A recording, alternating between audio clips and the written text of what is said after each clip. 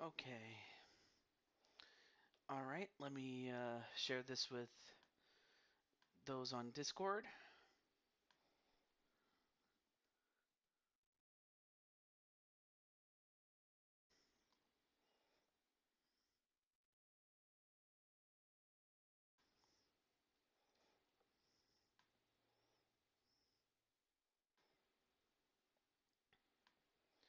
All right, let me get my pop-out chat. And yeah, in this case, it turned out that it was my internet that crapped out in the sense of uh, it it got knocked out, and so I figured the least I could do was go get something to um, eat eat and also take care of my sore throat. So I had some soup at a bento place, where they sell bento boxes and stuff like that. Well, I went to one of those and I had the seafood ramen or seafood soup, excuse me, and it was really good. And I just wanted something that was good that was gonna help, and it definitely helped. But let me check and see who's in the chat really quickly. We had no, it wasn't chicken and rice soup. It was a seafood soup. Well, albeit Asian style, but it was good. I enjoyed it. Let me check my. Okay, it looks stable, at least as far as the um, the video quality. Um, okay, let me just let our two participants know that their match is back on.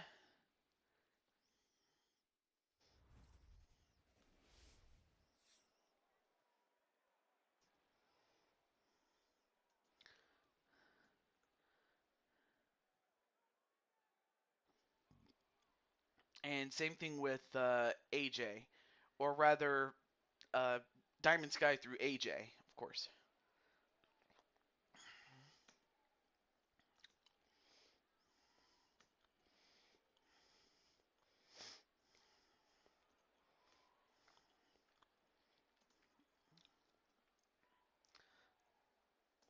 There we go. All right, let's see who do we have here. Oh, Patty and Azriel. All right, well, now that I let both of them know, let's just get right back into this. But yeah, I'm happy to say that my internet came back. I figured in the time that it would take for it to get back, I figured the least I could do is go get something to eat and get some soup, which definitely helps with the sore throat. And they both said, "Hiya!" And you know what? Yeah, we're gonna skip right to the fight since we already saw the entrances and whatnot. But yeah, I apologize for the late start or the late continuation, but thankfully we got through 2 fights, and then we only have 9 fights to go, and there are no bonus fights, if only because of the late start. But still, well, I think the next best thing to get is like tea or something, like green tea or cinnamon tea. I always prefer cinnamon tea for obvious reasons. And everybody's saying hello to each other. That's good. So you have master and apprentice. I mean, you have the master with crushing Kelly,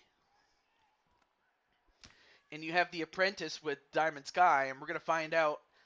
Even though Diamond Sky has proven herself in the wrestling ring, just because you can beat Kelly in a wrestling match does not mean you can beat her in an MMA fight. So we're gonna find out if that's the case. Anyway, nice left uppercut onto Kelly as Kelly went for a takedown. Excuse me.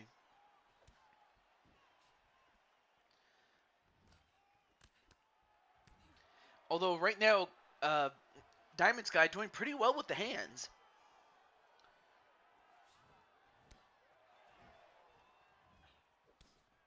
Oh, and a kick that takes down Kelly. Hey, Black Ice or Brian LG, what's up, man?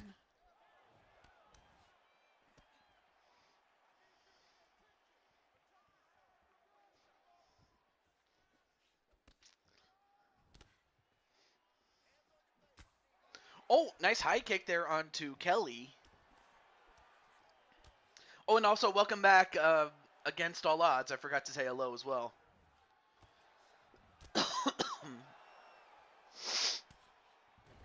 And another kick to the body this time, and that also takes down Kelly.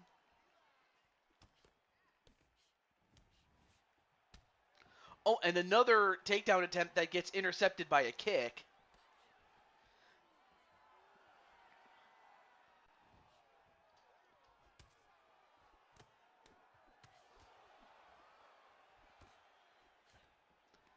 And a takedown attempt. Nope, stopped by, well defended by Diamond Sky.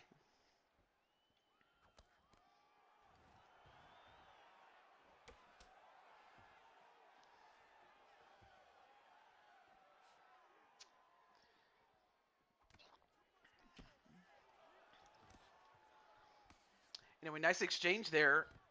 And another, oh, almost got the takedown, but well defended by Diamond Sky. As Diamond Sky definitely has definitely has a basic and amateur wrestling on her side. Given the fact that she did wrestle collegiately or in the high school circuit when she was really young.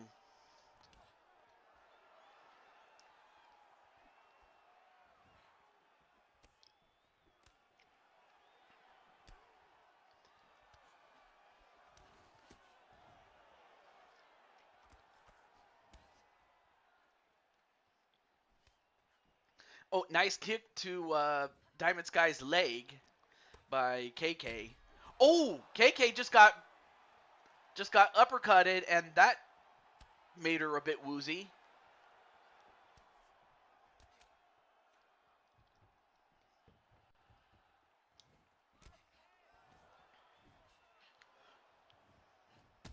Ooh, a spinning kick, and now the fight goes down to the ground. Now we're gonna find out if Diamond Sky is well equipped to fight on the ground, and is gonna tee off on Kelly, but nope, Kelly gets away, and both women get back up.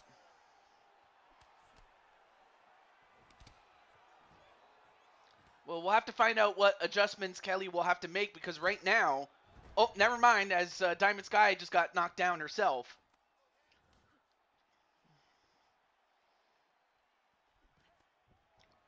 Oh, this time picks her up and slams her. Now gets in the sprawling position. Nope, transitions into a half guard. Now in the full guard. Back to the half guard again. Now gets into full mount. However, time is up though, but she does score points on the takedown. Does Kelly. And again, we'll have to figure out whether Diamond Sky is going to be well equipped to fight on the ground. Because certainly she is proving herself to be a force on the feet. Although right here, she picks up Diamond Sky and slams her.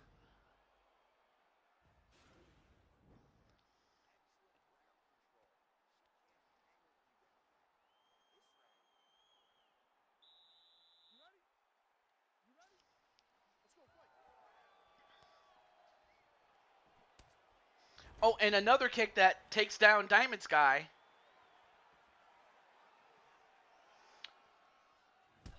Oh, what a kick to the head! But Kelly gets up like the champ that she is.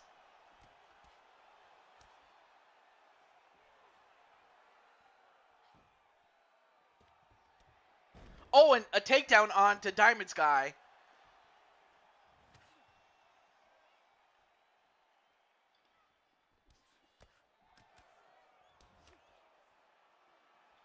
Of course, Kelly can't take too many shots to the face and expect to win.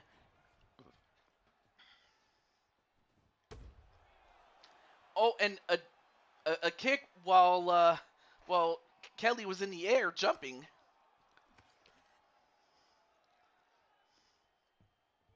And right now, Sky is landing more 2-1, close to, on Diamond Sky. But now the fight is on the ground, and now we're gonna find out who is well equipped to win on the ground. And it looks like Kelly's going for an arm triangle submission.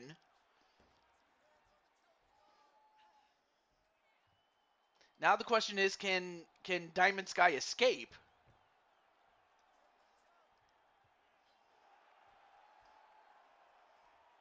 Diamond Sky. Diamond Sky. Can she escape? She does. But Kelly almost had it, though. Now in the sprawl position. Now goes from behind and attempts to climb the back and is looking to get a rear naked choke.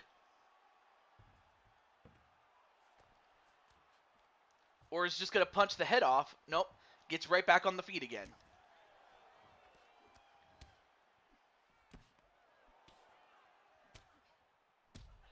Ooh, knee right to the head.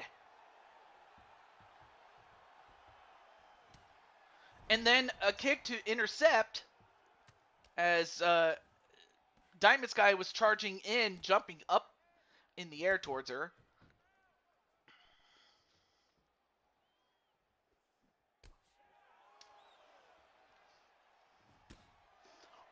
Ooh, nice punch, but tries to go for a takedown. No, not quite.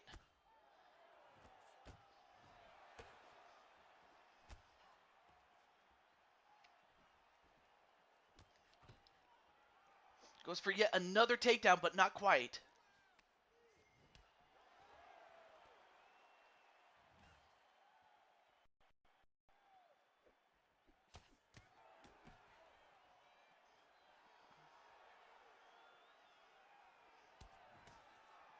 Anyway, nice blocking of the kicks and punches.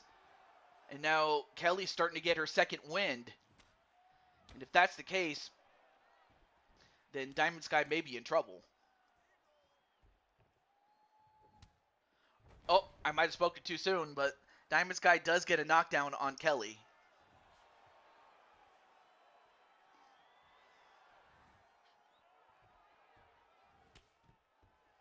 Oh, got her up and slams her.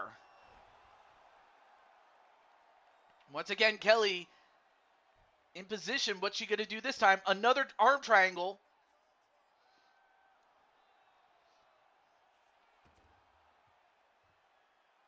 She was able to escape one time before, did Diamond Sky, but can she escape again?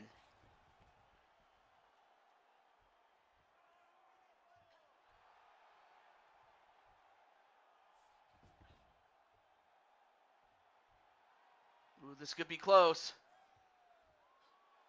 She does escape, though.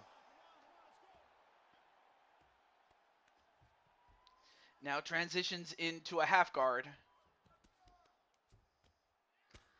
Although, at this point, Kelly could just bludgeon Diamond Sky from this position if she wishes. And Diamond Sky trying to escape, but cannot. No! She reversed it!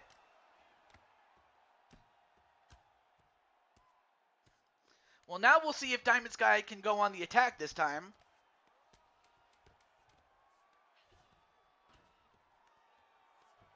And now Kelly trying to escape. But that's going to end it for the second round. Great round for both women.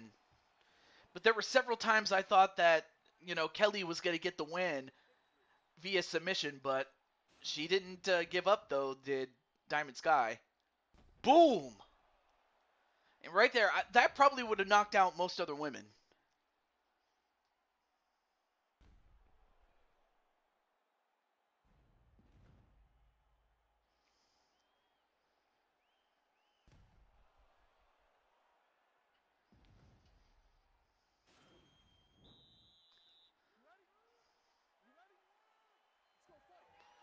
All right.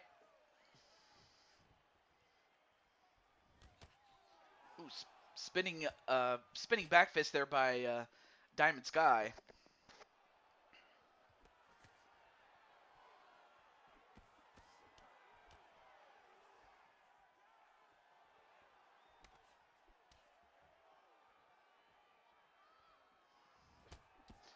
Maybe, but I don't know. That's the thing. Goes for yet another takedown, but nice takedown defense. Oh, nice left hook there onto Diamond Sky.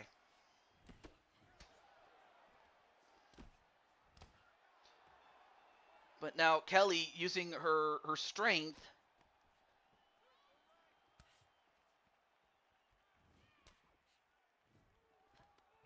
Oh, goes for yet another takedown, but nice defense though. You do score points for takedown defenses.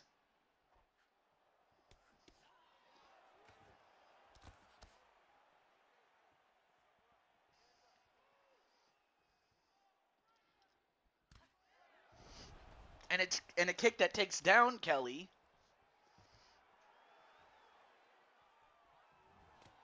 Whoa. Oh my goodness! And Kelly just got put to sleep. And we have a winner. As Kelly, or not Kelly, sorry, as Diamond Sky does the salsa and shows off her moves, but look at this. Boom! Right uppercut, and that put her, that was like a chin check. That put her to sleep.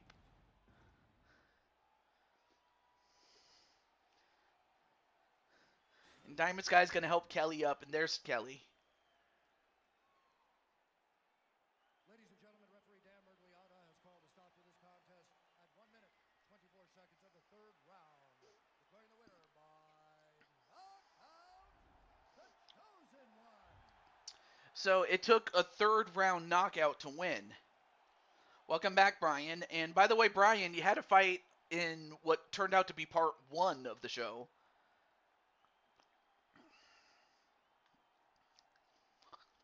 For Diamond Sky, she now goes to 2-0. And for Kelly, she now goes to 6-16. But take away nothing from Kelly, as Kelly did a great job, putting Sky to the limit.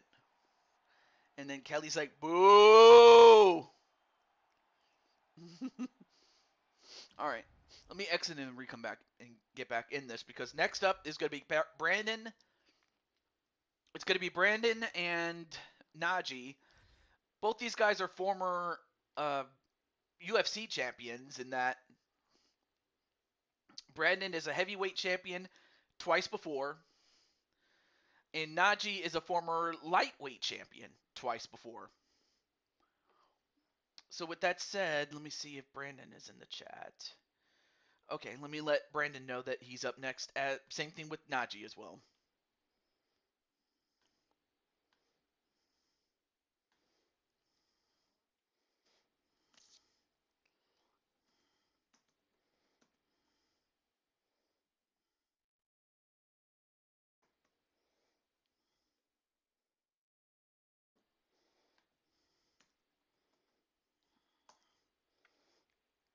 And then same thing with Najee.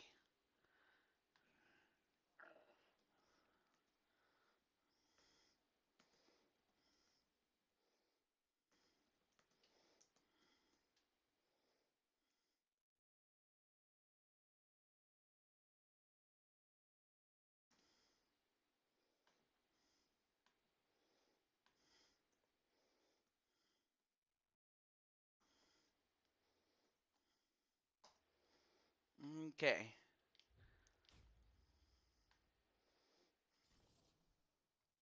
And then Diamond Sky says, "I had to dig deep to win, Kelly." Yeah, that's true. The little one see Auntie KK. All right, so who is going to win this one? Will it be Najee, the Firefox, or Brandon Cuevas? Both these guys are former world champions, and this is an open weight fight.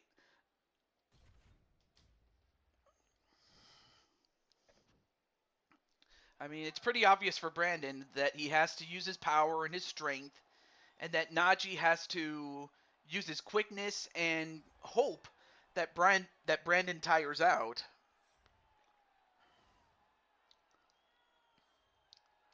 Though, of course, that's going to be easier said than done. Not choosing, I respect both fighters, not a problem.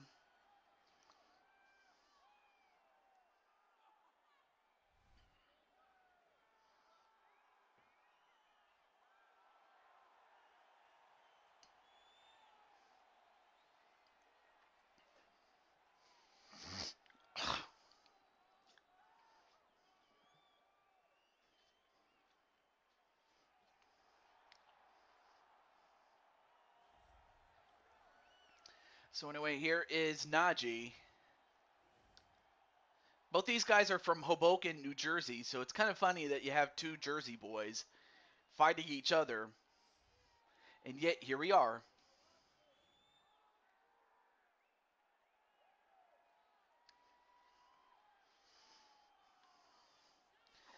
I mean, I will say this though, the more wins you have, the higher up the card you go, most of the time.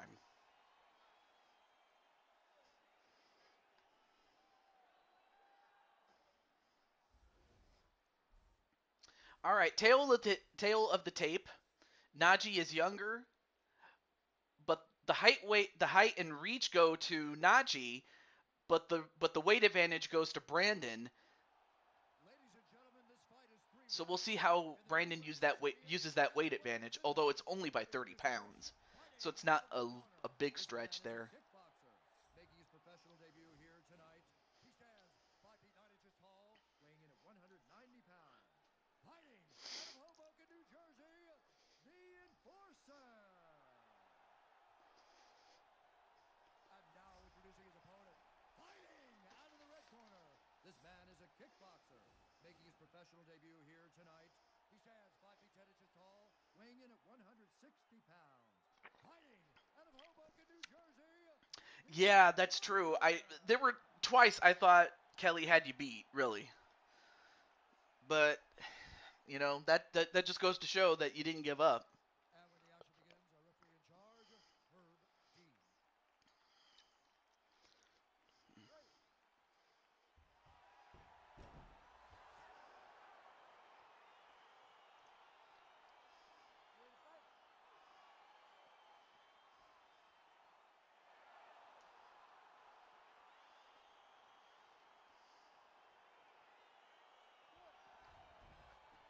All right. Ooh, nice side kick there, a la Shawn Michaels by Cuevas. Of course, Cuevas has the E. Well, he has his sponsorship, which he did win through becoming the world champion, and Najee, of course, has the Pride shorts. And by Pride, I mean Pride Fighting Championship back in the day. I mean, if there's anybody in the chat that you would ask about Pride Fighting Championship, the guy that you would rather talk to about it is our very own Clinton Flippin, or Clinton McCleary, or Clinton's Warped World, whatever you want to call him. When it comes to Pride FC, that's the guy who can tell you more about it. Anyway, nice leg check there by Cuevas.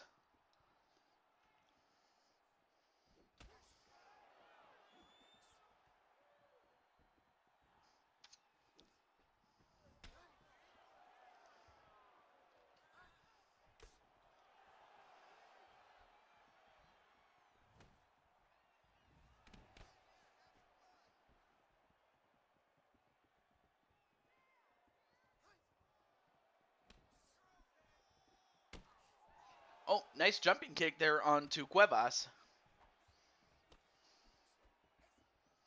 A couple of jumping kicks, which, that, I mean, those are good moves, but you got to land them. You got to land them, though.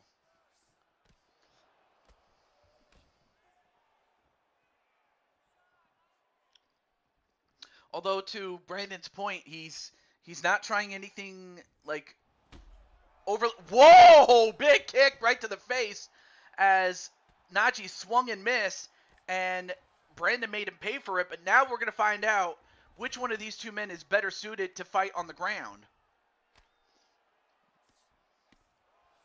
Need to edit your fighter's location to Omaha, Nebraska. Oh, okay.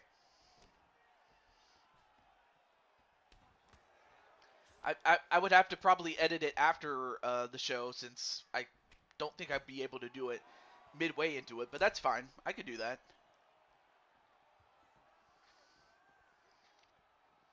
But then Brandon going for well, he had the kick to the leg and that hurt him.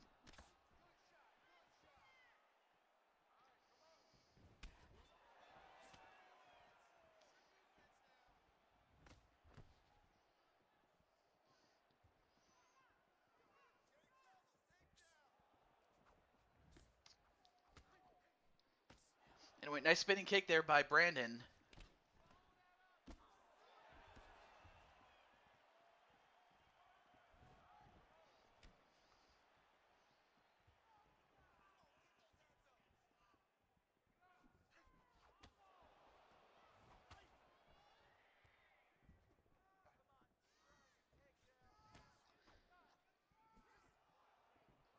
Both guys swinging, but they're not connecting all that much. Oh, that one hit, and Brandon's hurt.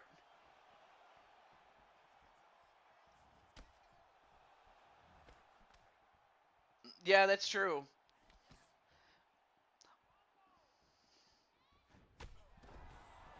Oh, nice side kick there by Brandon.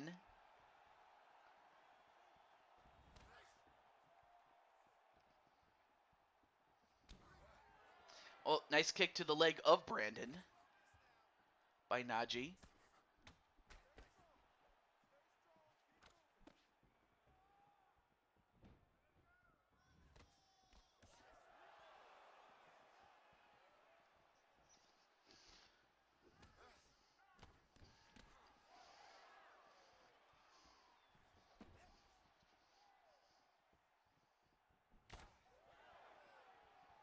All right, 30 seconds left.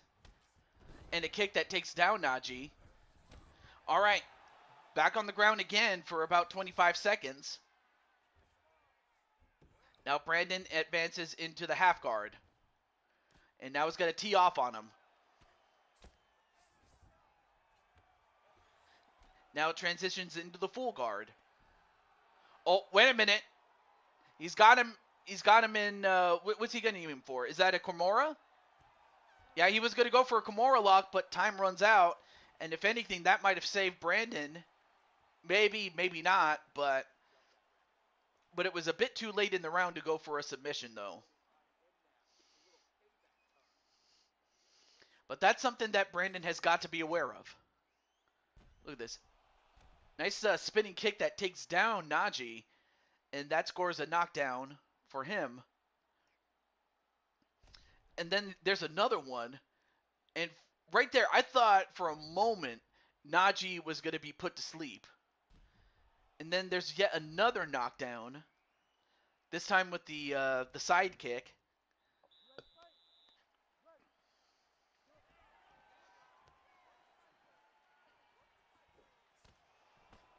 Margin for errors is razor thin.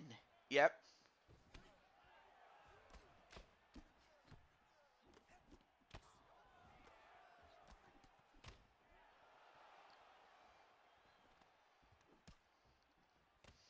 Now a couple of knees off of the clinch from Firefox. Najee. Ooh! Nice right hook there by Cuevas, but then Cuevas gets grabbed by the leg and jabbed a couple of times in the face.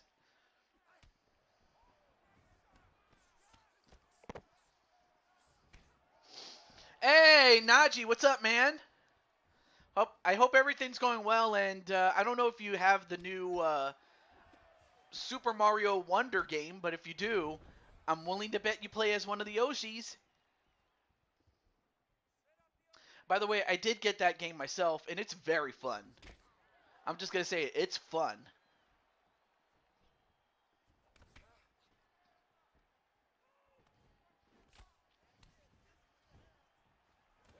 Anyway, nice leg check there by Naji.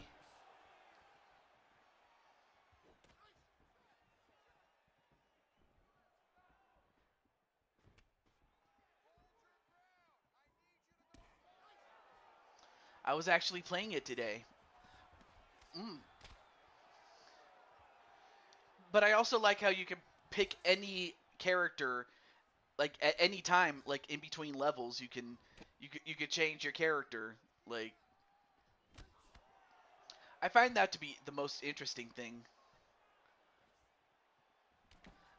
Kind of makes me wonder, like who's your guys' favorite character in that game? For those who have that game or want to get it. Mm, that's actually another thing I may as well mention is that I still have to make the players. Of course, I've been busy with the other series, and not to mention busy with my own life. Yeah, I don't have as much free time as I once did, um, but as is, I am making the players for Matin, and in fact, that's what I intend to do is finish making the players for Matin and begin the next season. So I am looking forward to that, and I am working on it as I am currently when it comes to making the players. If anything, making the players is the difficult part, actually, at least to start out with.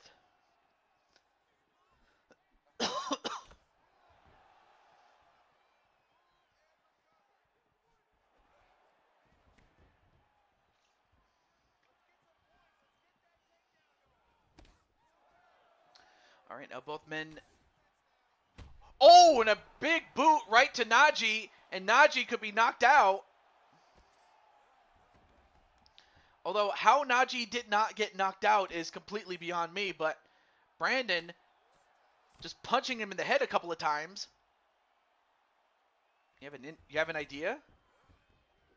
I mean, I'll consider it, but whether I actually do it or not, that's my decision, really. But what is the idea though? And as it is, back to this fight.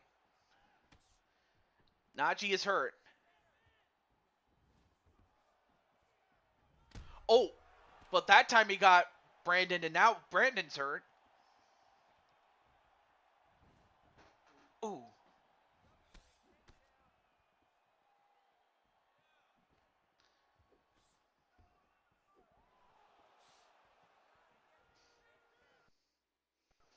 Mm, the only problem with that is I would only be able to do it in season mode or franchise mode.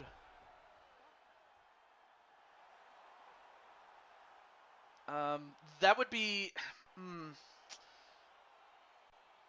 of course, I haven't tested out that part really, but that's a huge ordeal that I don't have the free time to do. Uh, of course, if anyone knows how to do that, it would definitely be uh, it would have to be Clinton though. I'm just saying. Also, hey, what's up, Jamar? And Jamar, by the way, you're in the main event, dude. Although one person that got flushed was Naji with that kick. Gentlemen, referee Herb Dean's called a stop to this contest But it's not a bad idea, though, in and of itself, Azrael. the portion. And for Naji, he now goes to 11 wins, 19 losses, and a no contest. And Brandon now goes to 9 wins, 10 losses, and a no contest. But congratulations to Brandon.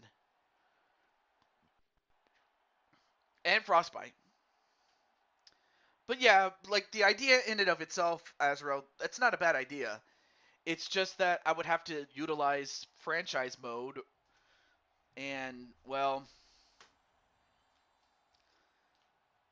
for me personally, it's a lot more trouble than it's worth. If only because I don't have the free time that Clinton has. I'm just saying, nothing against Clinton because Clinton, if anything, Clinton's very well equipped to do it, but not so much myself. If only because again, I don't have the time to do it though.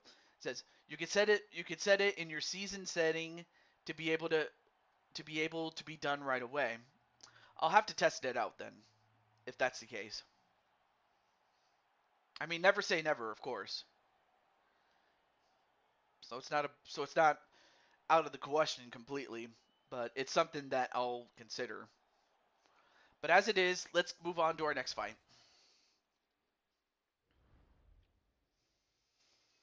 But yeah, what's up, Jamar? And by the way, like I said, Jamar, you're going to be in the main event. And in fact, there you are, right there. See, look, right up there against Jose. And speaking of Clinton himself, it's going to be him and Kyan Arkham 500 Reynolds. So let's get Clinton himself.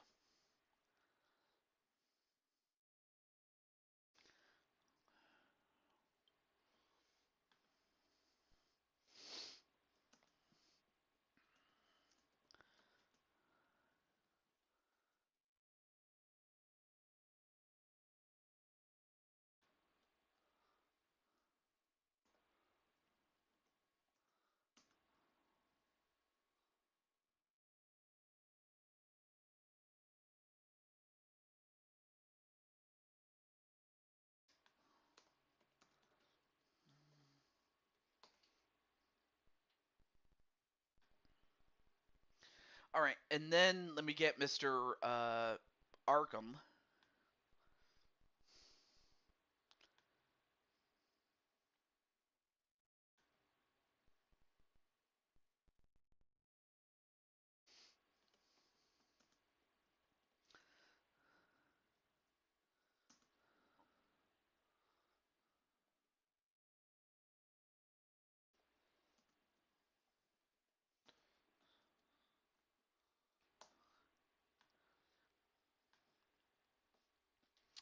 All right, now that I let both Clinton and Arkham know, of course, Clinton himself is the welterweight champion, and he's going up against a fellow welterweight in Arkham 500. And I would have to think that a victory for Mr. Reynolds would give him the opportunity to face off against Clinton himself at a later time for that championship. But this is a non-title contest. But for Arkham, this is a number one contender match for him. So it's that.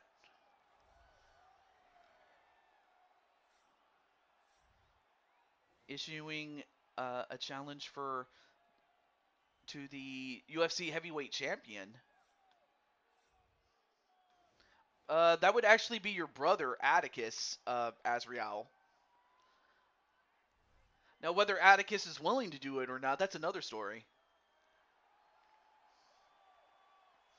But but you are defending your championship, which is the open weight title. Anyway, there you see Arkham 500. And for Arkham himself, he does stand at 6 wins and 12 losses. And for Clinton, he's now at 14 wins and 16 losses. At one point, Clinton had one of the worst records that there was, but he has since been on a winning streak, and he's getting closer to 500 in the winning percentage.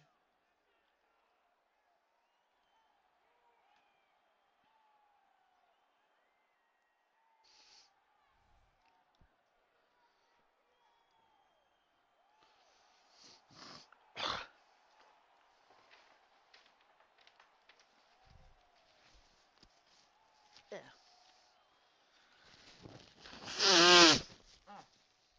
Excuse me. All right, so Clinton in game is younger. He's got the height and the reach, and the weight, of course, is identical. And now Bruce Buffer.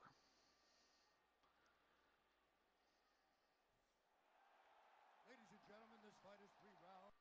UFC welterweight division. First, fighting from the blue corner. This man is a boxer making his professional debut here tonight. He stands 5 feet 8 inches tall, weighing in at 170 pounds, fighting out of Fort Lauderdale, Florida, USA, the Great. And now introducing his opponent, fighting out of the red corner. This man is a freestyle fighter, making his professional debut here tonight. He stands 5 feet inches tall, weighing in at 170 pounds, fighting out of Columbus, Ohio, Vicious.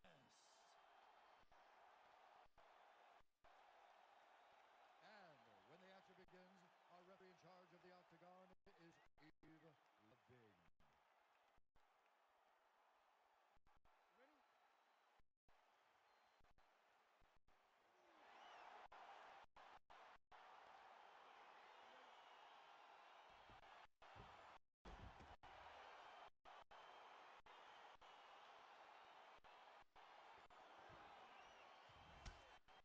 Hey, Arkham 500, what's up?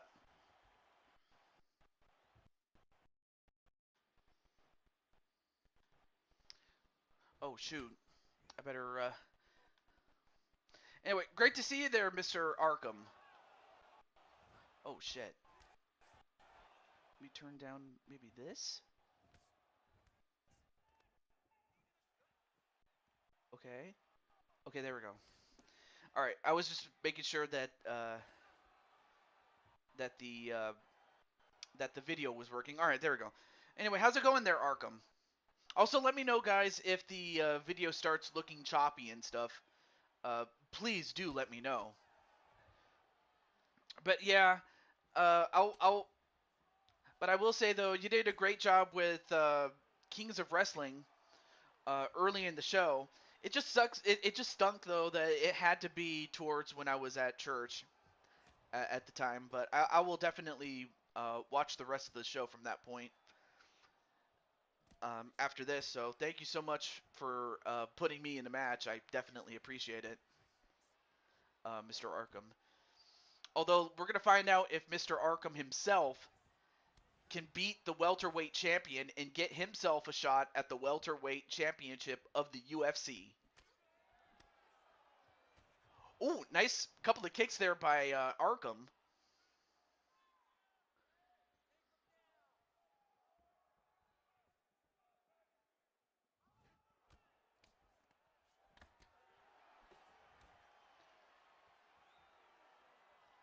And Arkham.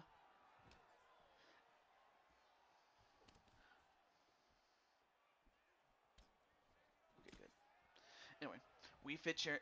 Ooh, oh yeah, that's right. You did mention that. I'll have to watch that after this show, definitely. But yeah, if I could do it, but back to when Azra was talking about season settings, yeah, I might have to check that out then.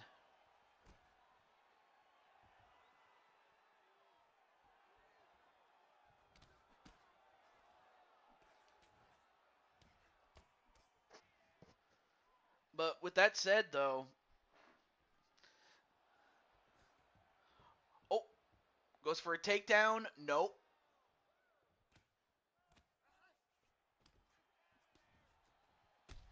Ooh, nice spinning kick, and oh, he definitely felt that one. Did Clinton?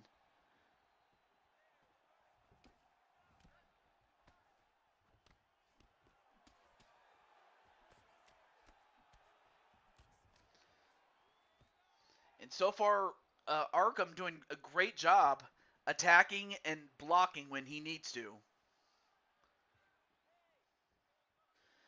But I should also mention the fact that Arkham IRL uh, does practice in a martial art.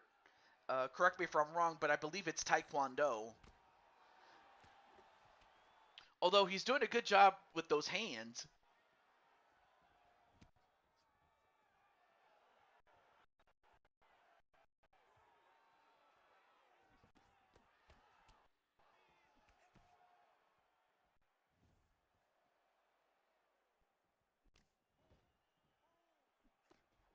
Ooh! Oh, that hurt. And Clinton is backing up a little bit. But Arkham, to his credit, isn't just going to rush in there. Ooh! Nice back elbow, which is a legal move here. Okay, so yeah, he does practice in Taekwondo.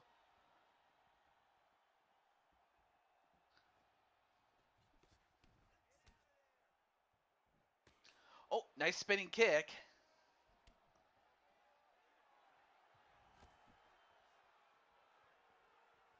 35 seconds left. I mean, Arkham, how would you feel really if I mean, what would it mean for you to get a victory over the welterweight champion and possibly get, or not possibly, and get a shot at his championship down the line? Although although one thing you got to be careful of is not get caught in a submission. Although there's only 6 seconds left in the fight, but the question is, can he hold on? He can, and that's the end of the round. And were it not for that, that probably could have been it.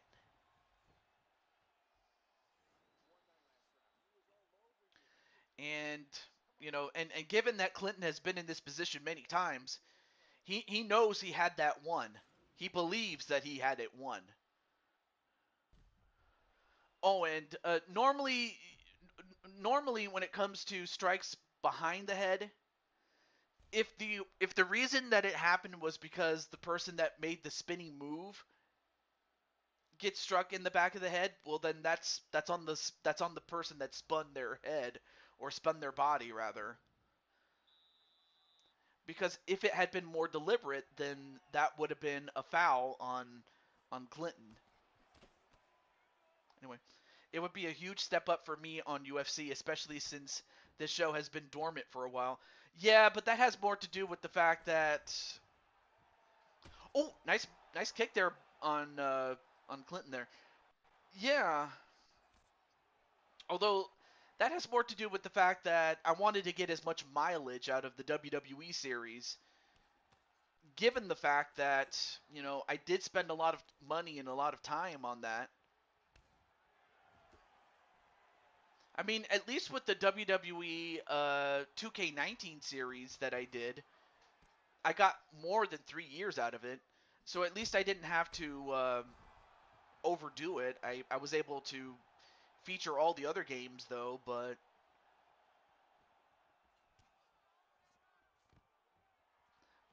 really that had more to do with the fact that I wanted to get as much mileage out of the WWE series, if nothing else. Although, whoa! Spinning kick right to Clinton, and Clinton is hurt. And Clinton going for another takedown, but Clinton getting lit up a couple of times by Mr. Reynolds. But yeah, that was my shoot answer on that question though. When it comes to why it was why UFC has been dormant for some time.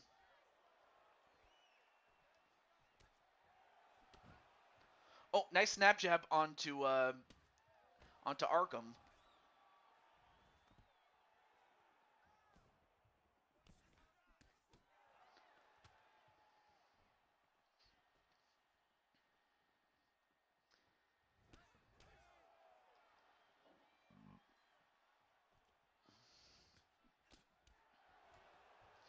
Oh, going for yet another takedown. No, nice counter there.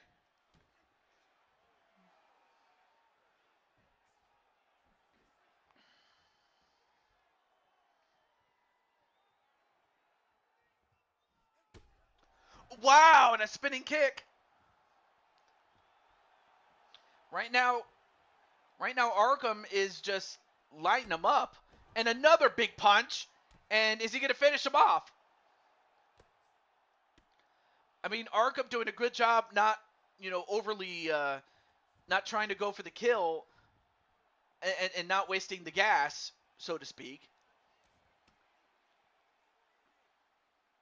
or not expending too much energy than he should or needs to. He just has to be careful not to get caught. That's all. And another jumping knee.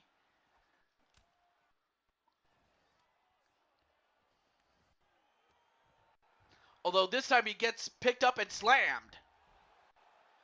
Oh, now this could be trouble if you're Arkham though.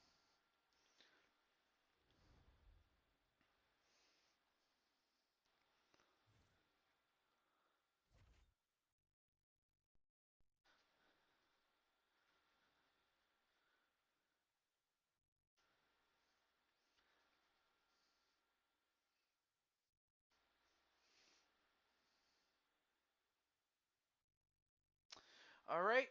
And then next up is going to be Jordan Zach Walker, but unfortunately I don't have a way to contact him, and I did see him in part one, so I won't count that against him really. Welterweight champ, here I come. Yep. All right, so I'm just gonna let Mr. Cole Train know that he's up next.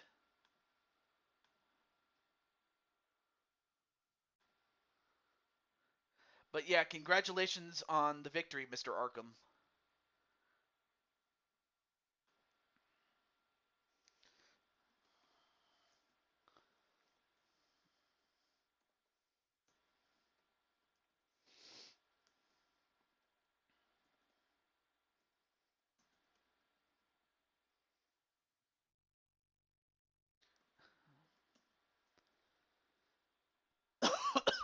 Excuse me. Mm.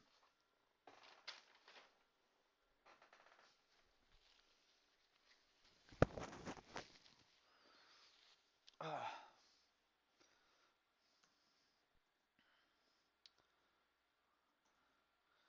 all right, got that.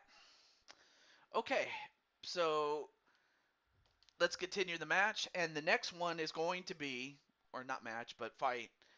But the next one is going to be um, King Ace or Jordan Walker, whatever you want to call him, and Cole Weston. So which one of these two is going to win?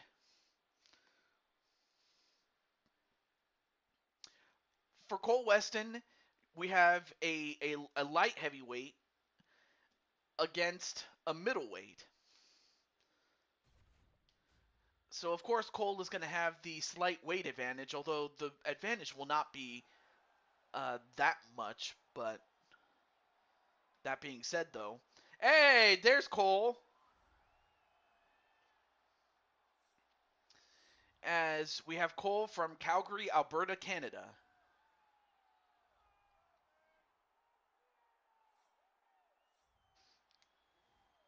dealing with report cards right now. But hey, I'm happy that you're here. Definitely. But I hope everything's going well with you, Mr. Cole.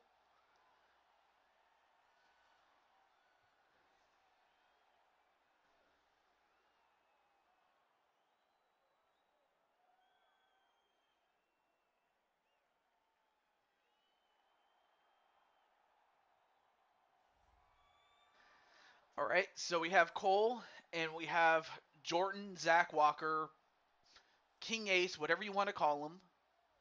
And then Jamar Game says, "Hi, Cole."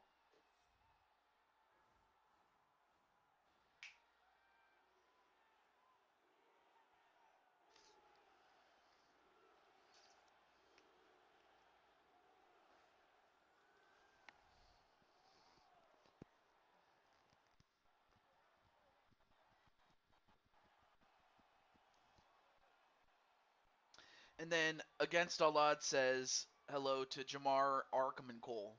Awesome. All right, so Jordan is younger, but the height, weight, and reach advantage go to Cole. So Jordan's going to have his work cut out for him, but he has faced larger men before and knocked them out once. Ladies and gentlemen, this fight is 3 rounds in the UFC middleweight division. Introducing first, fighting out of the blue corner. This man is a boxer, making his professional debut here tonight. He stands 64 inches tall, weighing in at 205 pounds. Fighting out of Calgary, Alberta, Canada, the Warrior. All right, so Cole is going to call the shot And to now say that he's going to get a second round in the knockout. red corner, All right. this man is a kickboxer, That could very making his well be the professional case, debut as here Jordan tonight. is He very stands quick. 78 inches tall, weighing in at He'll be the 185 quicker of the two pounds. men, Fighting out of Chicago, given his Illinois, weight the disadvantage, but he'll winner. have the quickness to keep up with Cole and maybe even get him to tire And out. our referee in charge, Dan Mergliata. Ready?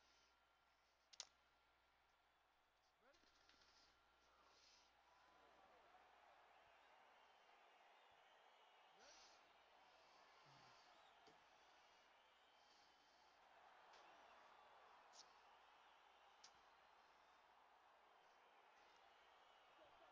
And then Chris Frost says, "Hey Arkham." Anyway, nice spinning kick there.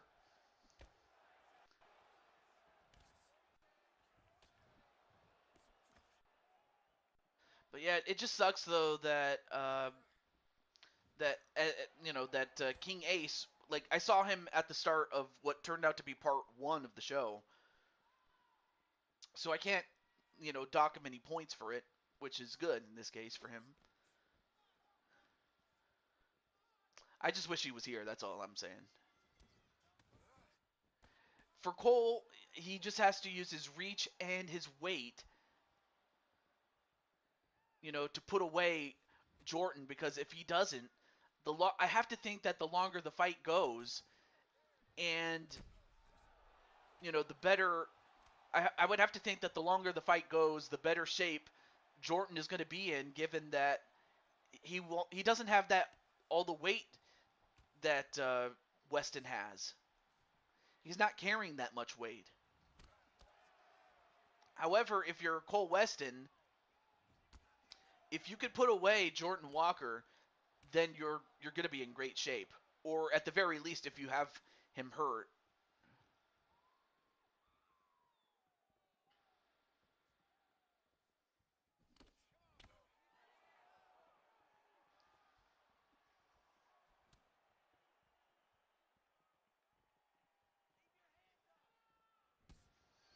All right, both guys go for knees.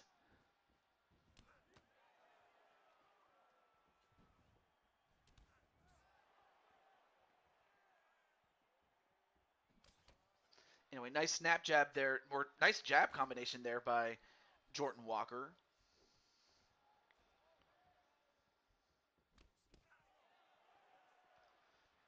Also, nice jabs there by Cole.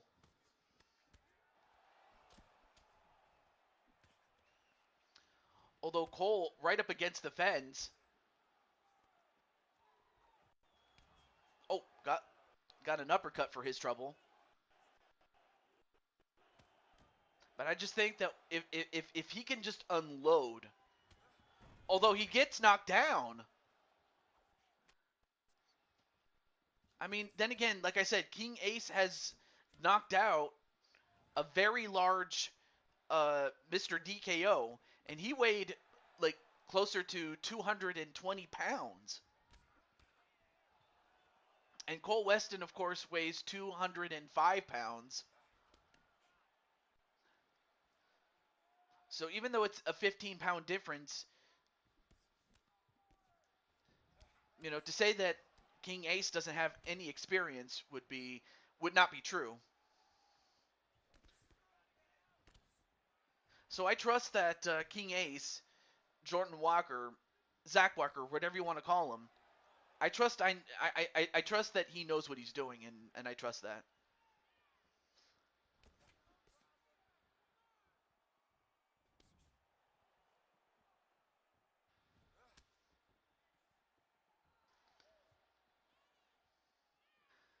Of course, both guys are just feeling each other, are just getting a feel for one another.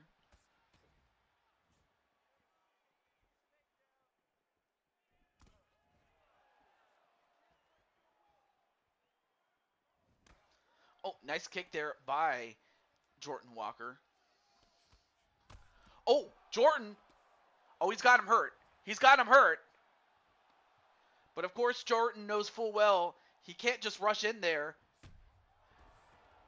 But he gets Cole down after a front kick. And Cole's going to have to make whatever adjustments he needs to make, because right now, whatever he's doing isn't working.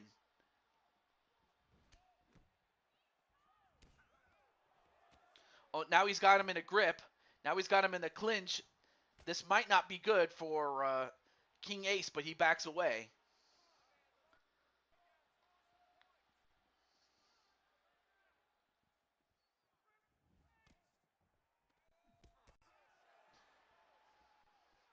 All right, 10 seconds.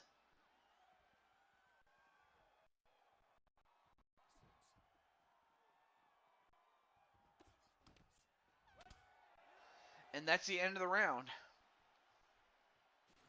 I have to think that for the most part, I want to say that because of that knockdown right there, that might have just given, King Ace the first round on point. So Cole is going to have to make whatever adjustments he needs to make because right now what he's doing is not working.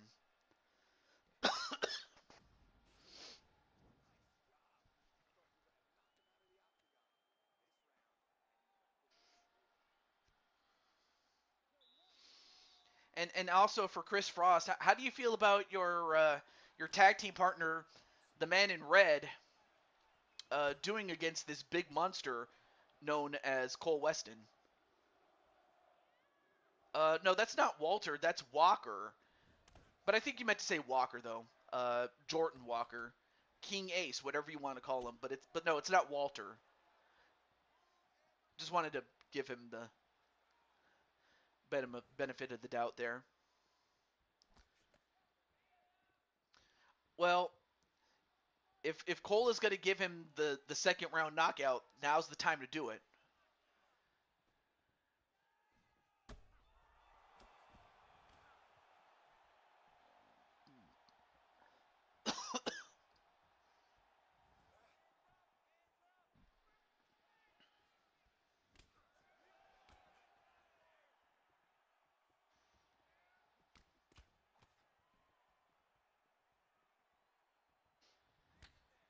Oh, and a kick that takes down Cole Weston.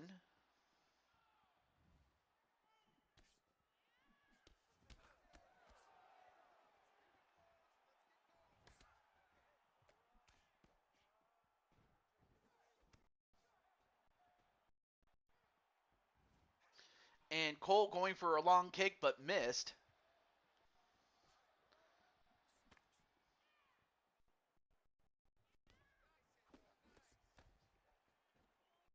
Oh, now gets a hold of him.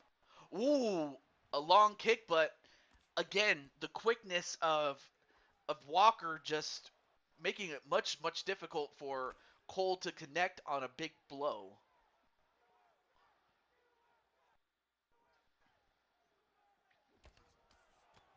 Oh, you got a couple of solid ones though on that exchange.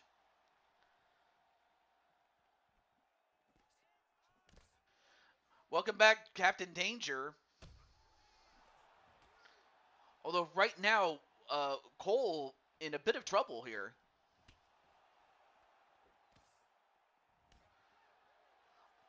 Although just like that, he got a couple of solid shots.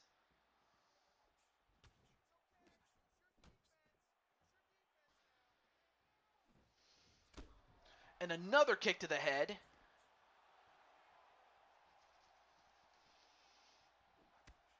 Spinning kick.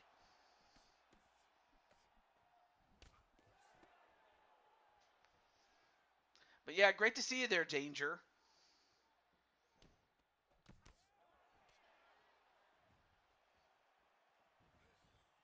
Faked out the kick there. Oh, he got him really good on that last kick there. Good job there by Cole.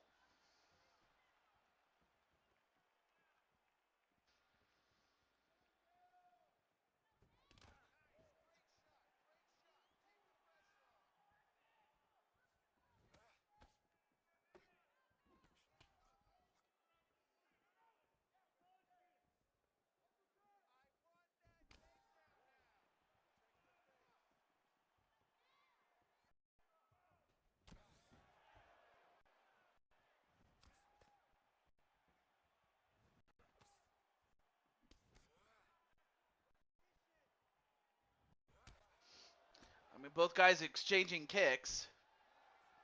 Sorry if I wasn't talking very much. Oh, nice block though, but of course a nice 1-2 combination to the face and the body. I was just watching John Cena Multiverse. What?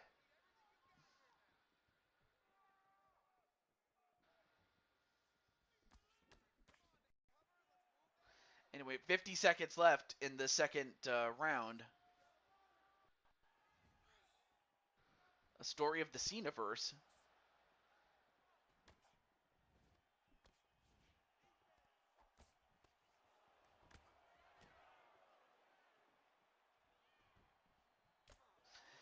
Anyway, nice sidekick there by Walker. And then another takedown or another knockdown. 15 seconds left.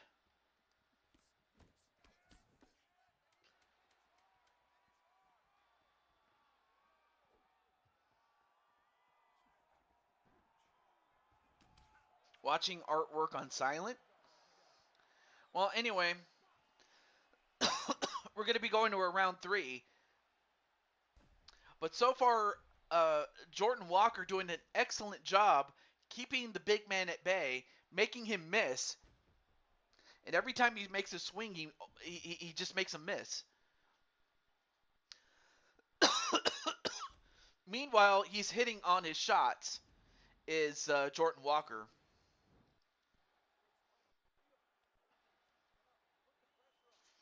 I have to think at this point, Jordan is ahead on points.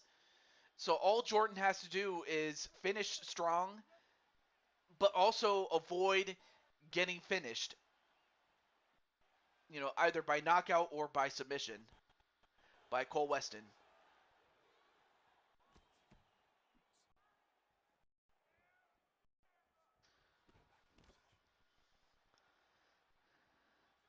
No KO. All right. Well, let's see if that happens then. If it happens to be a third round KO.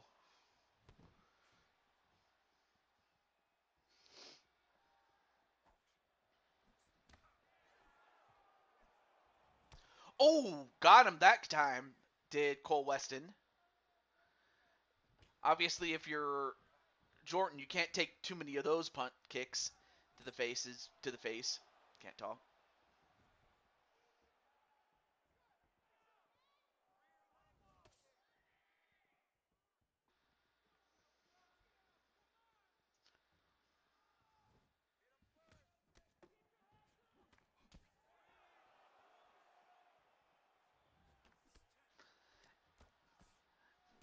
Uh-oh. Well, I think Cole might have just woken up. Now he's starting to connect on Jordan Walker. And if that's the case, Jordan is in trouble.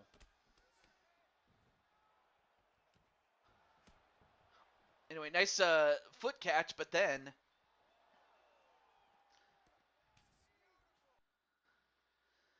anyway, nice 1-2 combination though. But as far as Cole is concerned, he's gonna have to get a knockout or something.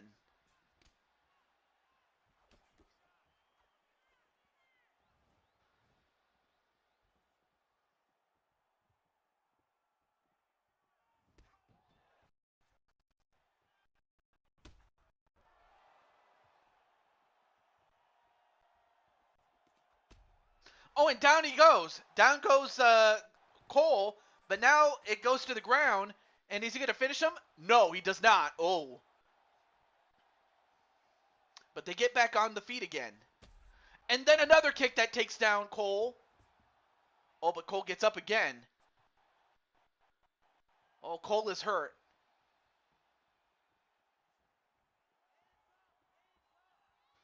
And Jordan just won. Well, Jordan was sizing him up just to see where and when he could attack. But now Jordan is hurt. Then a kick to the body.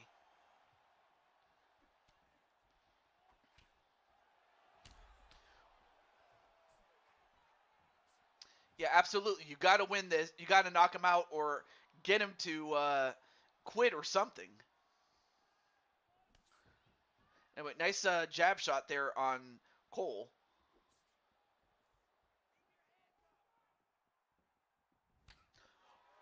Oh, big roundhouse left there by Jordan.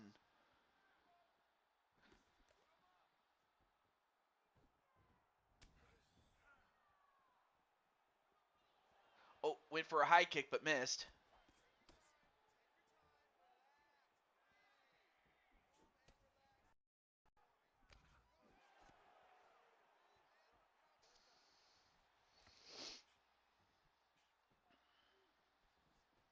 Oh, nice counter punch there onto Walker. But there's now a minute 15 seconds left. If Jordan can just hold on, even if he loses this round, I have to think that he won the first two and was going to get the nod. He just has to not get finished.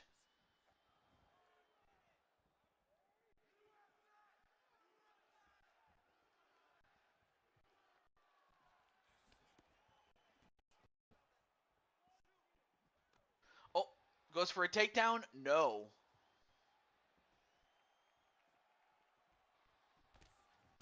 Oh, and an uppercut that takes him down. Oh, but he's not going to go down. He's going to just let him get up and then get and then make him go to sleep. What a win by the middleweight champion. What have you done for him lately? Dun dun dun dun dun. Ooh, yeah. Look at this. Boom! Right to the side of the face. And if the kick didn't get him, the smell did. Look at that. Just made him go to sleep. What the heck was that, me? Ladies and gentlemen, referee Dan Mergliotta has called a stop to this contest at 4 minutes, 26 seconds of round number 3. Declaring the winner by knockout, Walker. Wow, that was an incredible fight, though. But Jordan had the. I have to think that he dominated most of that fight, and that was not one of Cole's best performances thus far. As for Cole, he now goes to 15 and 13, and Jordan Walker now goes to 17 wins, 14 losses, and a no contest. But I mean, I give Jordan Walker all the credit, man. He earned that one. But unfortunately, yeah, Cole's guy didn't show up, but I give him credit for that. All right, well, up next is going to be Jen Corso against my boo Speranza Danzi.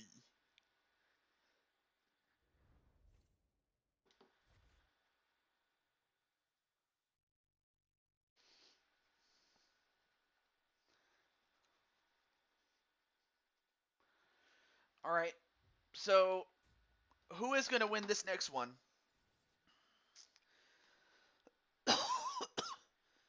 So you have the women's open weight champion Speranza Danzi and Jen Corso.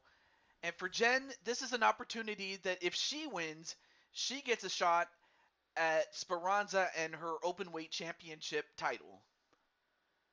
But the question is, who do you guys think is going to win this one? In the meantime, I'm going to let Speranza's owner know and Jen Corso's owner know.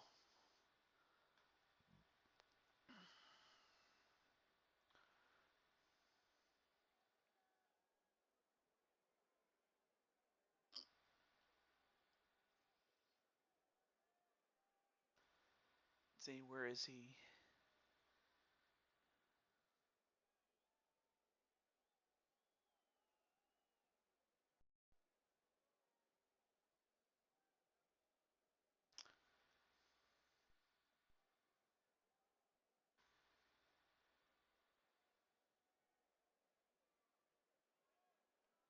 Oh, there's Blade Charge. I was looking for him.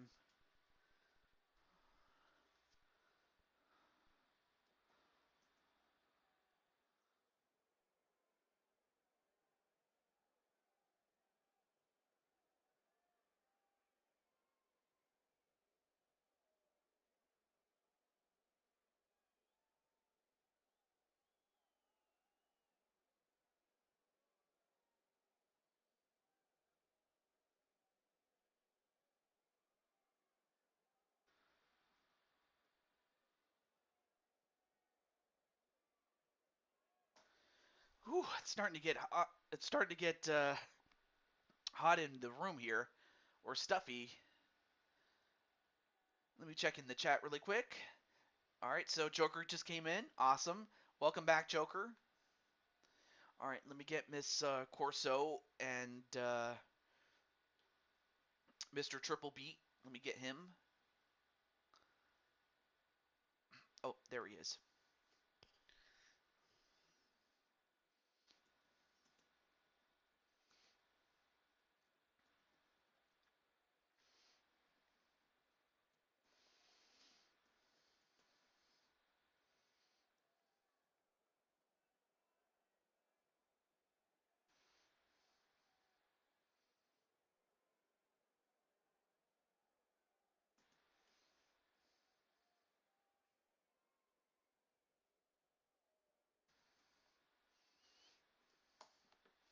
All right.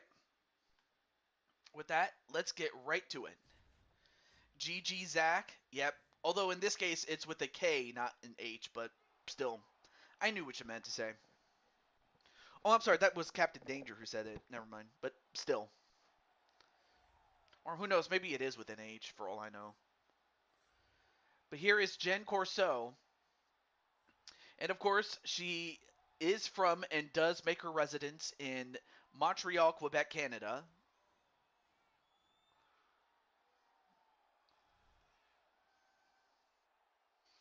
And of course, she is from the home promotion that she's from is Octane and has been the Glow and Octane champion.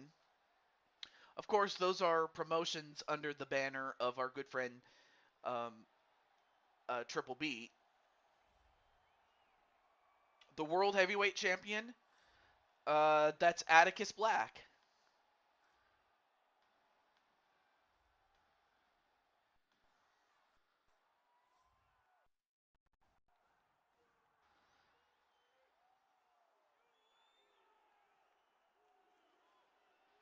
So yeah, Atticus is the world champion.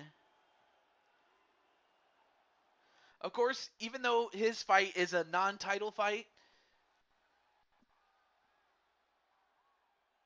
you are in a title fight yourself, Brooklyn Joker. Anyway, Speranza is a bit younger, but the height, the weight, and the reach advantage do go to Jen. However, given that Speranza currently has a record of 20 wins and 4 losses, making her record the best that there is in the UFC series. And for Jen Corso, she does have 3 wins and 1 loss, but this is by far the toughest competition that she's ever had to face. And she gets to face it in the form of Speranza Dancy. And now introducing her opponent, fighting in the red corner. This woman is a jiu-jitsu fighter, making her professional debut here tonight. She stands 5 feet 5 inches tall, weighing in at 115 pounds, fighting out of Philadelphia, Pennsylvania, the Destroyer. All right, there we go. I had to turn off my heater as it was starting to get a bit too stuffy. Okay.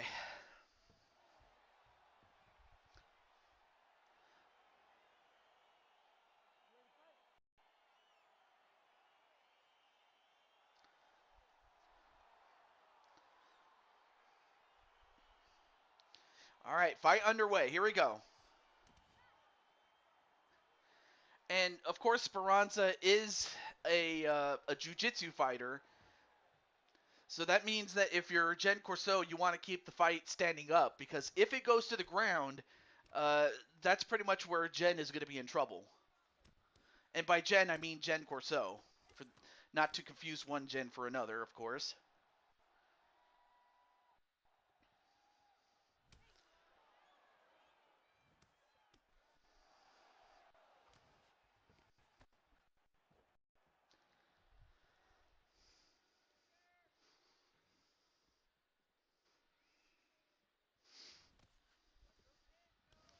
And a couple of punches right to Speranza. Meow! It's Blade Charge.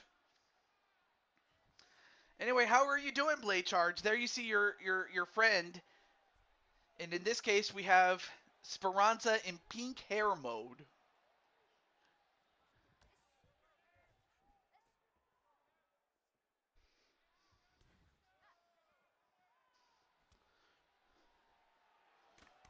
Okay. she he says. But no, really though, I hope you're doing pretty well.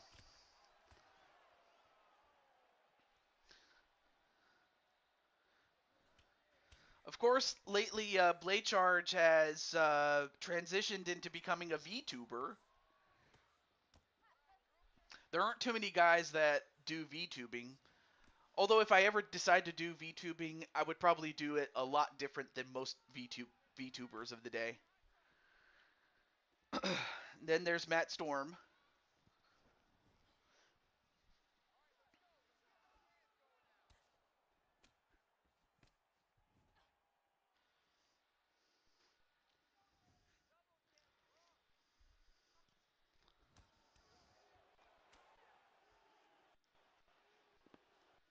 All right, 250 left to go in this fight. Although Speranza has also won by knockout before, so Speranza has been able to do it all. But if Speranza is going to win, obviously she has to get Jen Corso into deep waters, especially when on the ground. Anyway, nice uh, clinch and knee right to Speranza.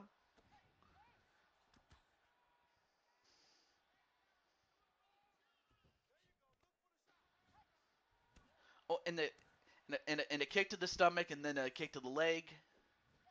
Ooh, nice jumping kick, although had to adjust the kick given the fact that Speranza expected a jumping high kick. So good adjustment there by Speranza. And everybody saying hello to Matt Storm. Anyway, nice block of that high kick there by Speranza. Of course, Speranza looks a lot different. Oh, got kicked. I'm not sure where she got kicked. I think she might have gotten kicked right underneath the bosom, but it was enough to get her down for the moment.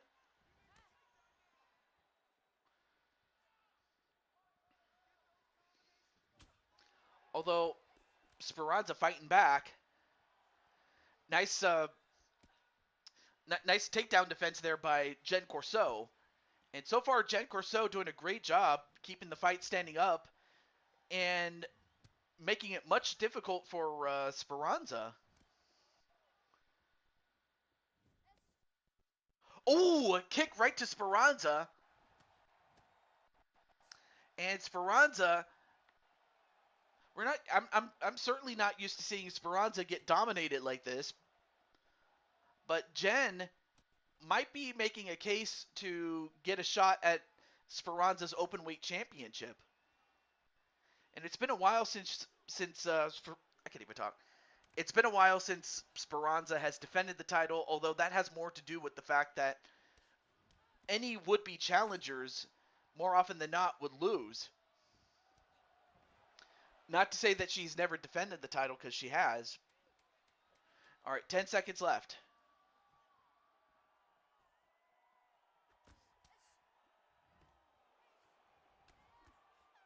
And that's the end of the first round.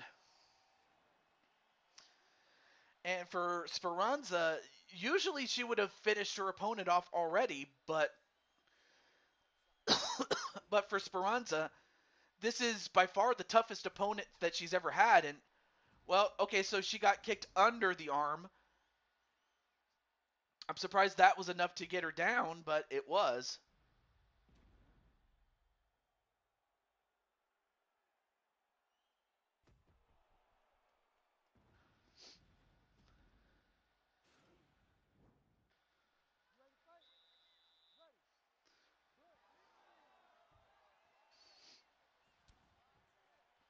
Anyway, a kick right to the leg.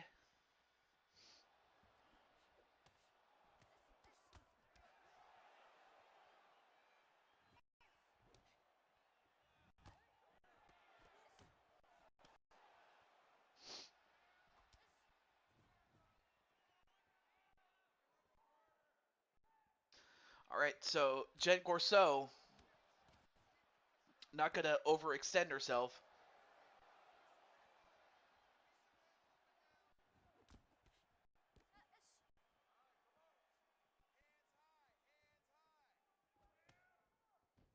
Ooh, and a kick right to the head of Speranza, but she gets right back up though. Oh, and a nice jumping kick though, but blocked that time, but she didn't block the second high kick though. And Jen testing Speranza in a way that not too many people have done, as Speranza is, like I said, has only ever been beaten 4 times.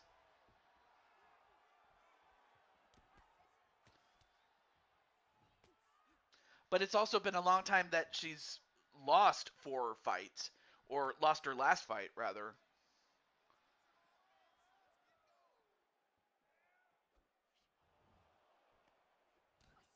Oh, and this is exactly what I was afraid of as far as Jen Corso was concerned, that she would get caught in a submission here. But now the question is, can she escape?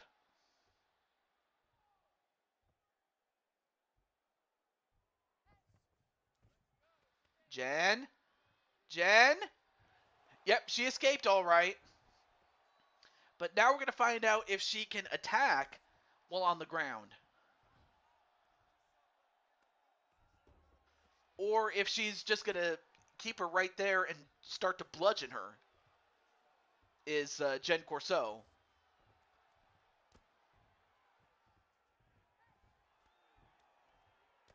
And it looks like, yep, looks like that's exactly what she's going to do.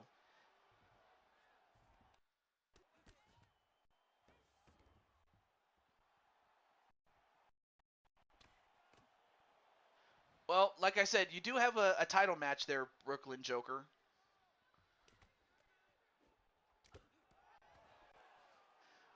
Although, how much did that take out of Jen, though?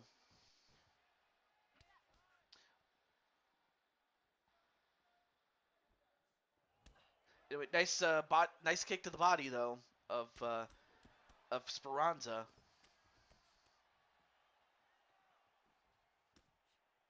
And also nice, crisp jabs there on Speranza.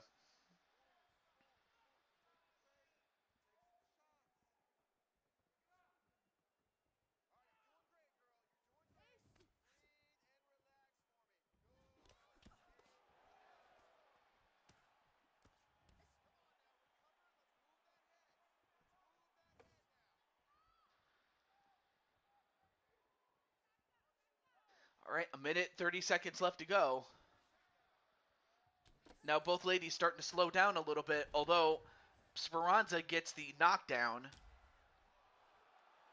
But then a kick to the leg of Speranza that sends her back a little bit.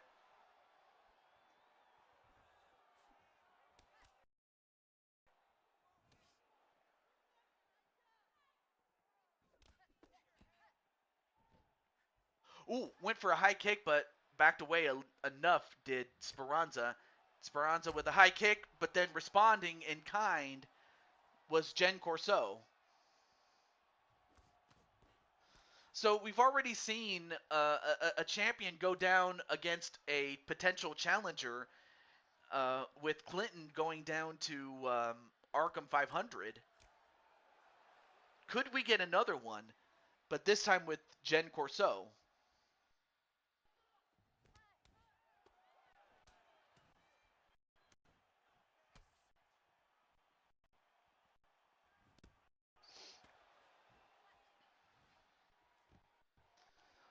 Going for a takedown? Nope.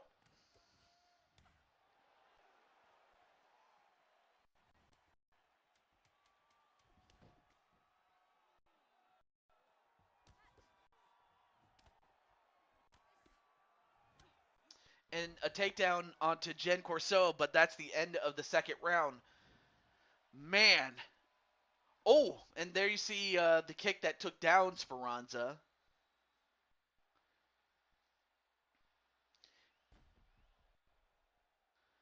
I mean, this is a close fight, although I have to think that the edge may be, in terms of points, may go to Jen Corso, but there's still, but I don't think it's that far off to say that Speranza's not that close.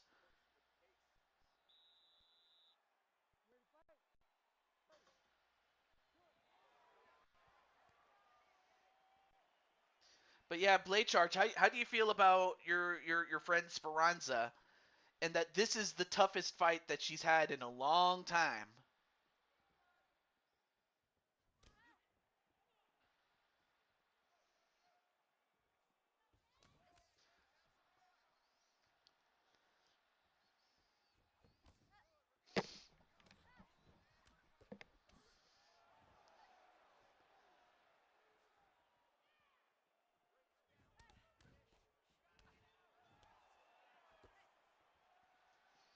Nice counter punching by both women, though. Oh, nice roundhouse right. Didn't get all of it on Speranza, but I have to think it still hurt.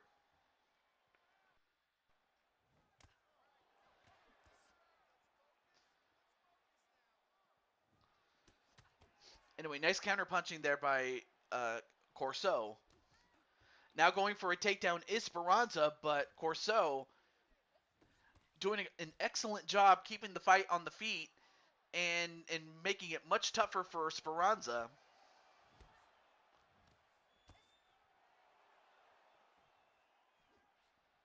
I mean, Speranza had her like other than that one submission attempt, Speranza has not been able to get any groundwork done.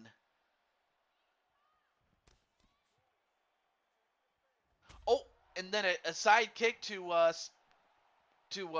Corso from Speranza. Oh, oh, and a front kick to the face of Speranza.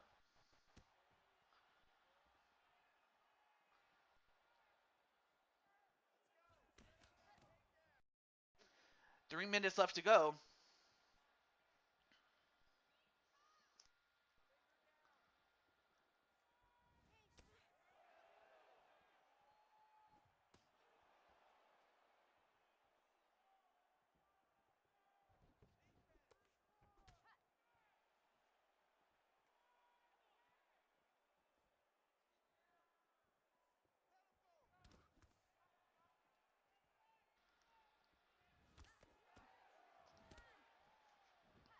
All right, now halfway into the second or the third round, rather.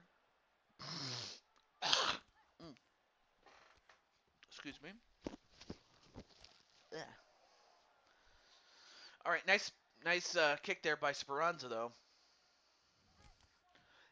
And great counterpunching there by Corso.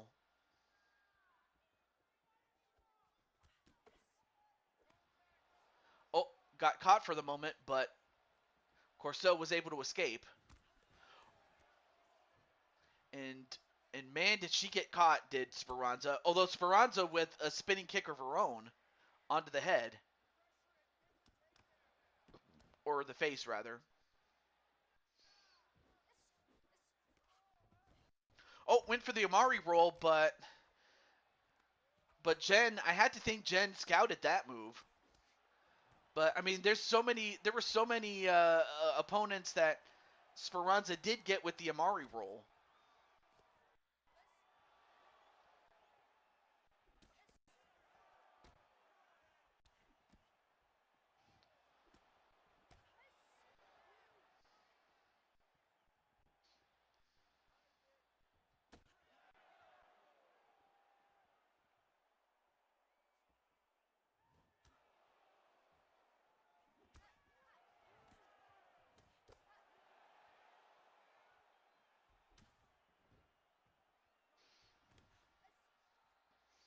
All right, 50 seconds left.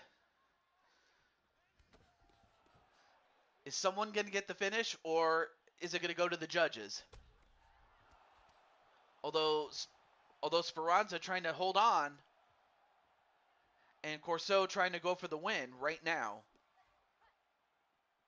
30 seconds left.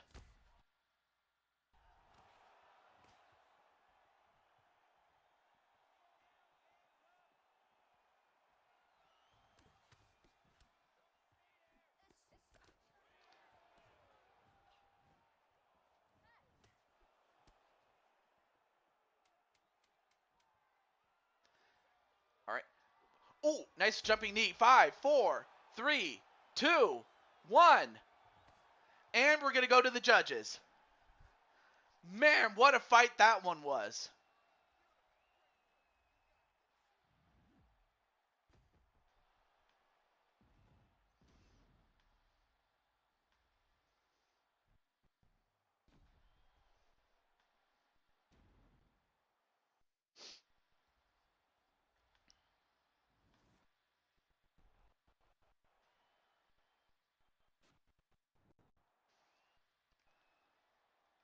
Ladies and gentlemen, after 3 rounds, we go to the judges' scorecards for decision. All 3 judges score the contest 30-27. The winner by unanimous decision, the Cyclone. All right, so the winner by decision with the score of 30-27, winning all 3 rounds, is Jen Corso, as Jen has handed Speranza only her 5th loss. But for Jen, this is a big one because now that puts her in contention for the Women's Open Weight Championship. And also puts her up the card as well. All right, well, our next fight is going to be Atticus Black against Captain Danger. So get your popcorn ready. It's about to start.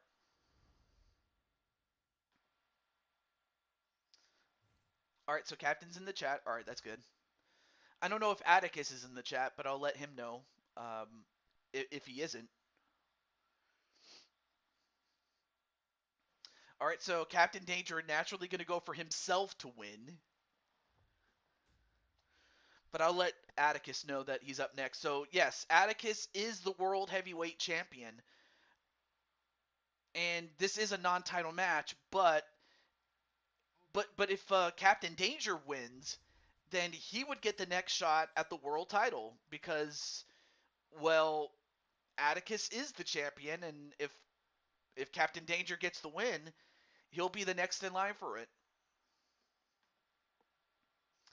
So let me just let Mr. Atticus know that he's up.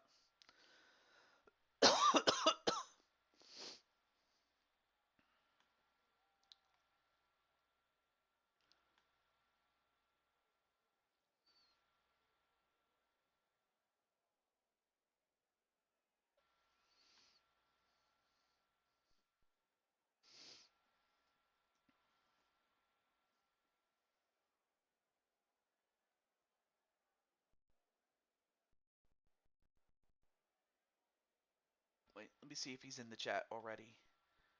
No, all right. All right, so I just let Atticus know. All right, so Joker goes for Atticus. Captain Danger naturally going to go for himself to win. No, you can't declare yourself the winner if you're not even in this, Matt Storm.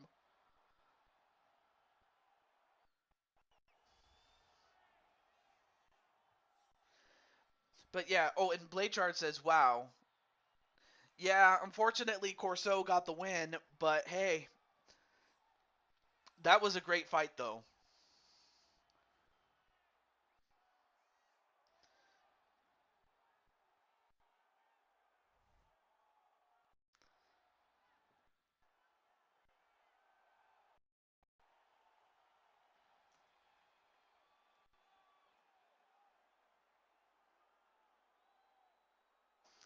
I got a gift for you, Mr. Matt Storm. It should definitely help you out for the holidays. Really, it will. But I mean, out of character though, I do get the joke though. I really do. I do get the joke.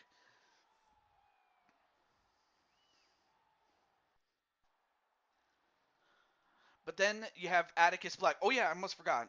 I almost forgot. Uh, so Captain has a record of 22 wins and 21 losses.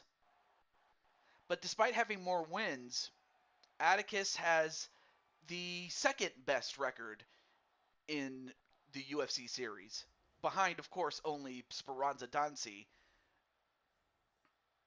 But his record stands at 19 wins and 9. I can't even talk.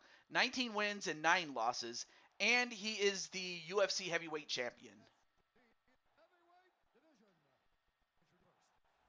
He just needs some. Yeah, absolutely, he does.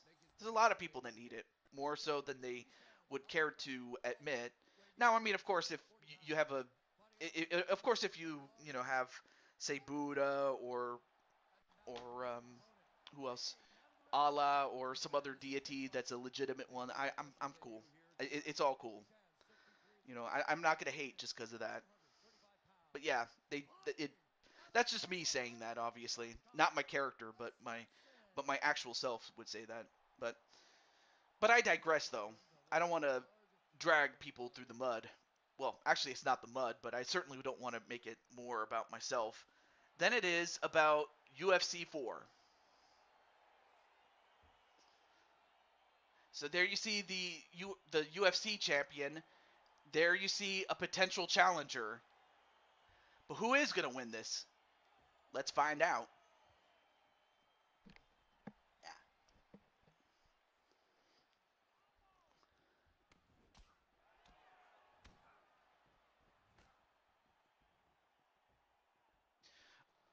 Yeah. And of course, with Thanksgiving coming down the pike, I am looking forward to Thanksgiving, and I believe I've asked this before in the lead up to Thanksgiving from the last couple of years, and I would always ask people like what's the one food that you look forward to when it comes to Thanksgiving, and I'll even include Mr. Matt Storm as well if he is so inclined to answer. But the question is, what food are you looking forward to having?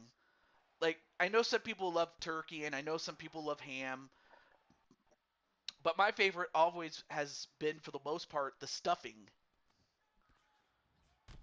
Oh, and a big uppercut onto Captain Danger. I have to hold that thought, as Captain Danger already in trouble.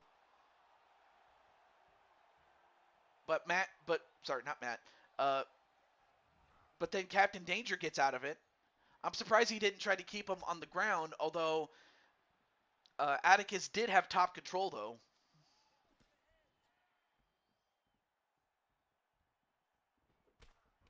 Oh, and he took him down for a moment, though. But then Atticus came back. He got back up on his feet. So, I mean, you have a kickboxer and a wrestler with Captain Danger as the wrestler.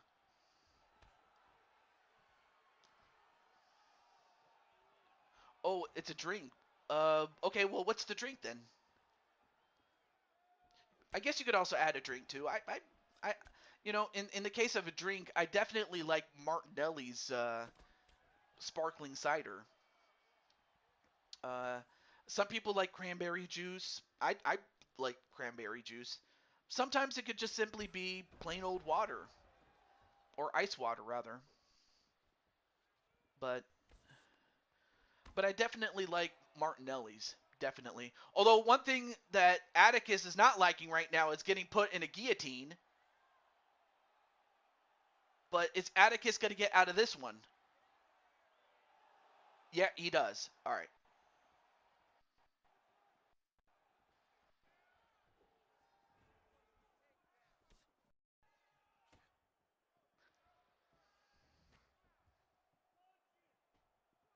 All right. So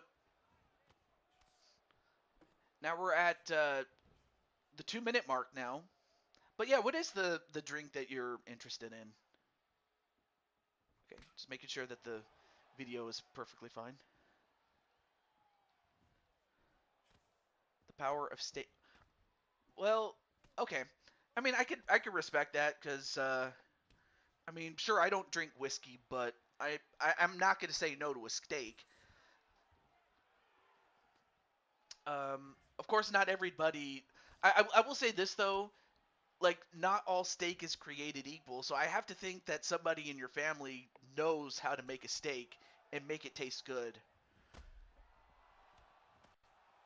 Cause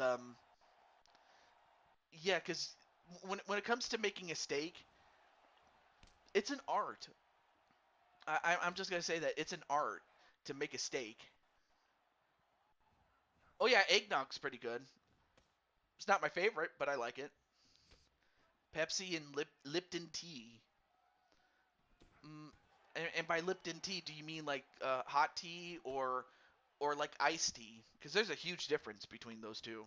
But I do like Pepsi though. Steak is also good, like I said, because I'm just gonna say this: not everybody makes steak the same way. So I have to think that somebody in your family knows how to make a steak and make it taste so good that it's simply irresistible. Of course, that was a reference to a Robert Palmer song. Of course, I used to listen to that a lot more back then. Jack Daniel with a fireball. Although I do know that there are some drinks that already come with the fireball installed. But again, I'm not a drinker, but I know some people that do drink that.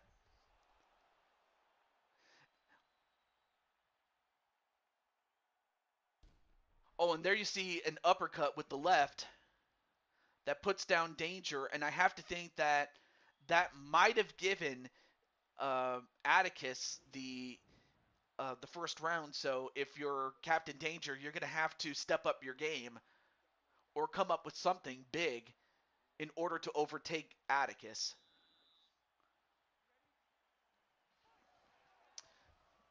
When it comes to making steak, I if someone asks for one well done, we politely and firmly ask them to leave us to leave. Oh, a King of the Hill reference.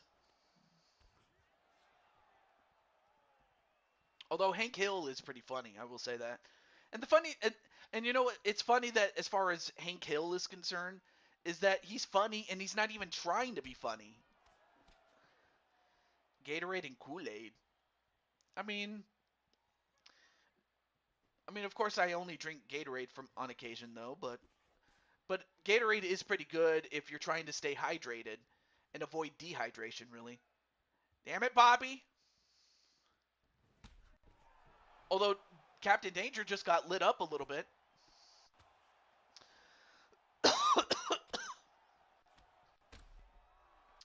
And down he goes again. But he's got one heck of a chin. Georgia. Oh, I love peach tea. Dude, I love iced peach iced tea, dude. I love that. Even if it is diet. In fact, I could definitely use some after this. I still got 3 fights left to go. It just sucks though that Wally's not with us, and I don't blame Wally. He probably was under the impression that I wouldn't come back after part one, if only because my internet crapped out on me, which is why part one ended as abrupt as it did. So I don't blame him at least. So I hope he gets to watch part two. And another takedown with the punches or another knockdown.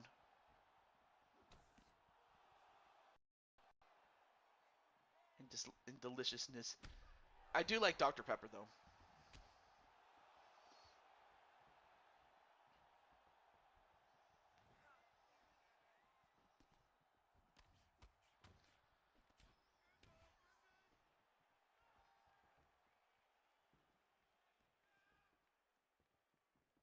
All right, 2.5 minutes left to go, and then a high kick onto Atticus, the actor who played Dale. Dale who?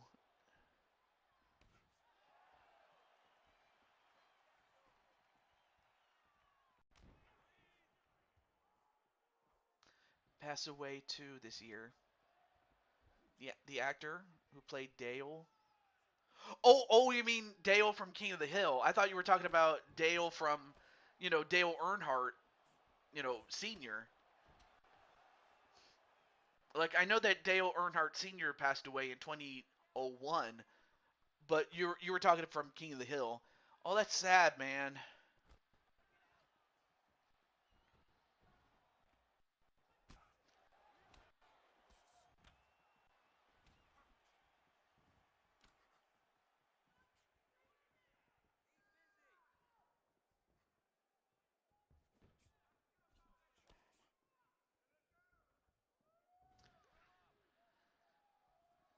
I also like Damn It Dale.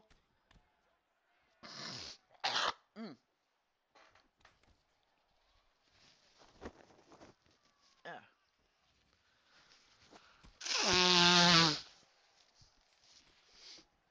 There we go.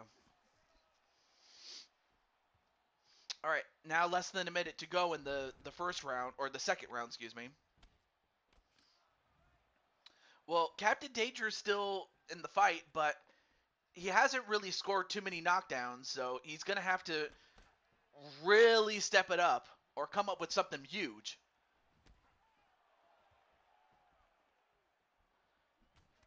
Oh, and down he goes again. Oh, I think Miss a wait, Koth Dale. Who's Koth Dale? And some other character.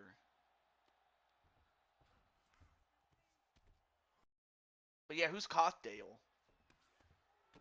Unless that's his full name. All right, 10. Oh, the karate kick put him to sleep. Turn the lights out. It's over. As Atticus just front kicked and Karate Kid kicked with the crane kick. Look at this. Boom! And if the kick didn't get him, the smell did. Look at this. Boom!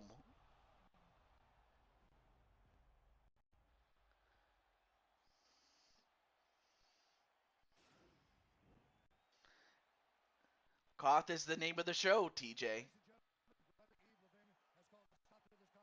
Oh, see, I didn't know that. Well, give Atticus credit. That's why he's the heavyweight champion of the UFC. But now Atticus joins the 20-win club. He now joins current members Speranza and Captain Danger. There were only two other people that joined the 20-win club. Uh, Nightmare Queen when she was with the show, or when she was on the show. But of course, that also includes the all-time record from the Hall of Famer, King Feck, whose final record came out to 51 wins and 16 losses, and he was the longest ever UFC heavyweight champion in the entire series. Like, that's not a joke. That's true. So yeah, Atticus was here, or in the chat earlier, but not sure what happened. But hopefully he's okay. But he did get a win. Well, up next is going to be Captain Danger's good friend Wally Walter Johnson against the Insane One, who's undergone a name change, and he also has another guy by the name of Phoenix Skywalker. But here, he is the Insane One. And speaking of which, let Mr. Insane One know that he's up next.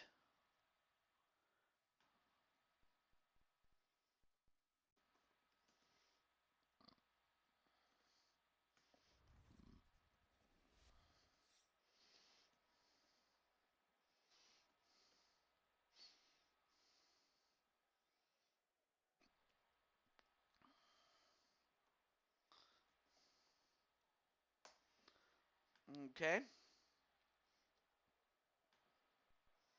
Wally for the win. Yeah, unfortunate. Okay, so Clinton saw his fight, so yeah. But hey, we now have a challenger for your championship. So how do you feel about your your your new challenger, Arkham 500, Kyan Reynolds? And as you think about that, here is Mr. Insane One. And of course, he was born in Miami, Florida.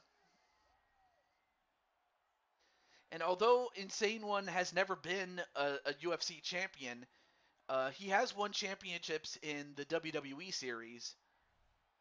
Of course, that was before he left and was replaced by Phoenix Skywalker. But he would love to win that championship tonight.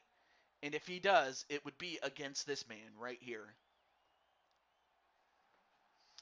And for Insane One, he now stands at 4 wins, 8 losses, but he did get a big win to get him set up for a match against Wally.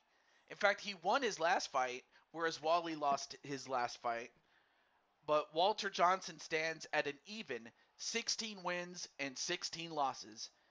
And of course, I did see Wally in the chat of what turned out to be part 1 of the show. So of course, I'm not going to hold that against him.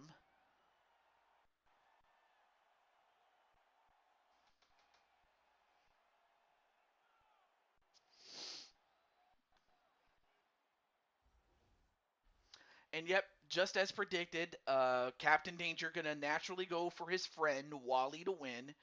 So Insane One is considerably younger, and even though they weigh the same at Ladies 205, and gentlemen, Wally has the height this and is reach advantage. the So main event. this could be. I Introducing don't.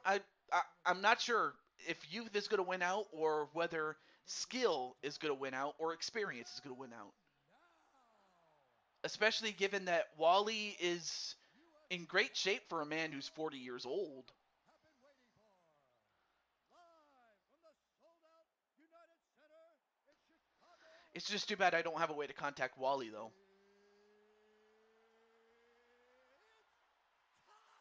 it's time!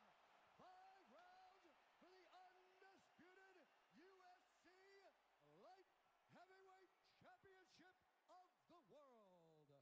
Introducing first, fighting out of the blue corner. This man is a wrestler, making his professional debut here tonight. He stands 6 feet tall, weighing in at 205 pounds. Fighting out of Miami, Florida, presenting the challenger, Kid Dynamite. And now introducing the champion, fighting out of the red corner. This man is a boxer, making his professional debut here tonight. He stands 6 feet 3 inches tall, weighing in at 205 pounds. Fighting out of Atlanta, Georgia, presenting the reigning, defending, undisputed UFC light heavyweight champion of the world, Johnson. This is for the UFC Championship. At all times, protect yourself at all times. Any safe fight. Touch gloves. Back your back.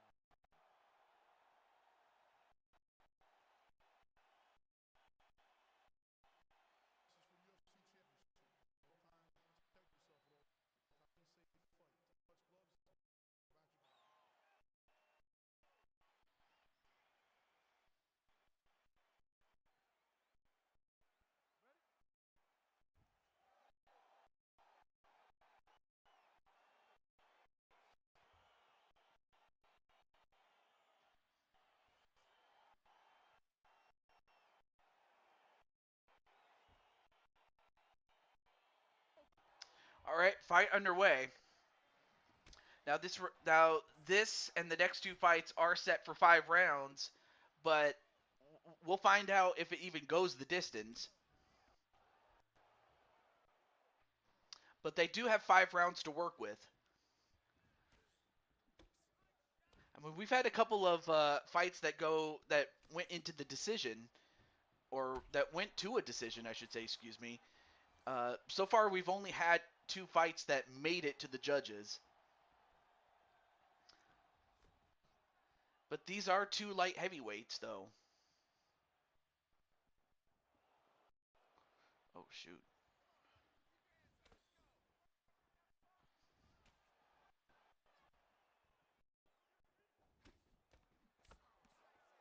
Hang on a second.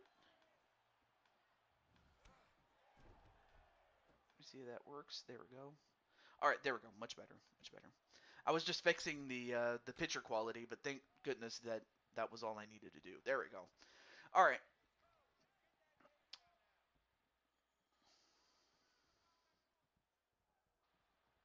Of course, both guys very cautious. These guys are Both these guys are boxers, so it really will just come down to who could throw hands the best, but also who could throw something that the other is not expecting. Again, both these guys can punch. They got the hands.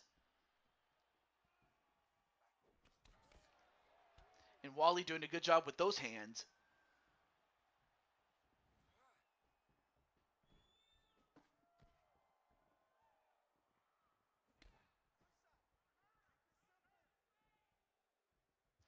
I mean, Wally, despite the fact that Wally is a bit of a giant, he does have very quick. He does have the quickness of a tiger, and of course, tigers are not only quick, but they're also pretty big too. So it's very fitting.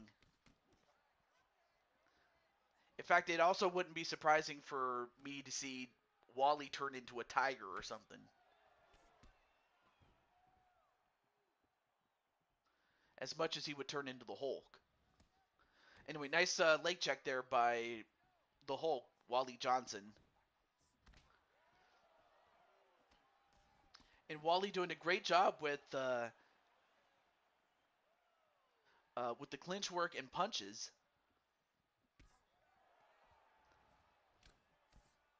but not to be outdone is Insane One.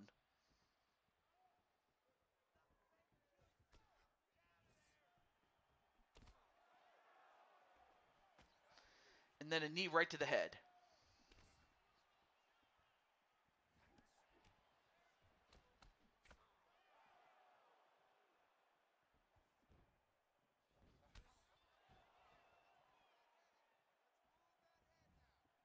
Leprechaun on St. Patrick's Day. Well, the only championships you get to have are replicas. And plus, you're going to have to pay for it. Oh! Of course, it might not be involving getting kicked in the face, but you will have to pay for that. Oh, went for a jumping knee, but instead, Insane One got caught with a left upper, or yeah, a left uppercut. Nice straight right hand there by Insane One. But Wally doing a great job with the use of his hands and also the use of his legs as well. He's definitely added some kickboxing elements.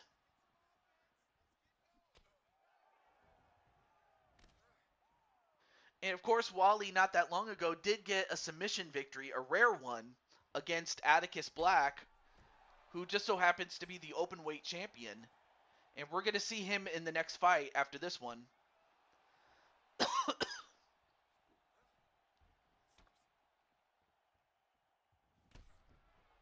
Then a kick to the face, and now Wally's hurt.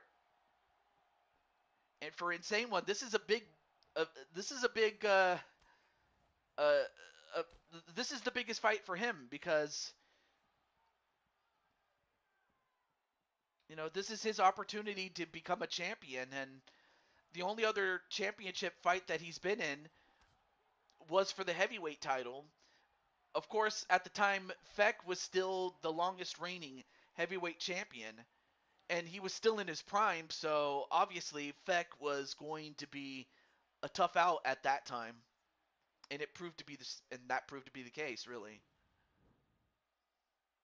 Look at this, boom, and I have to think that might have won Wally the round. Here's another angle at it.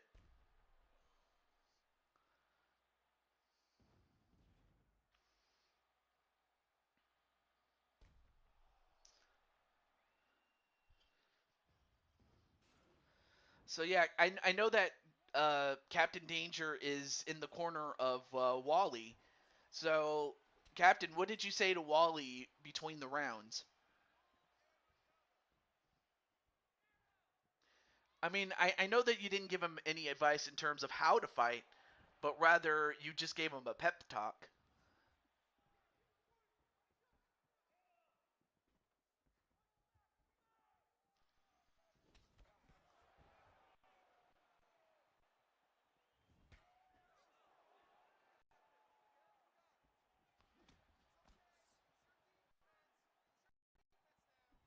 Ooh, and a kick right to the face.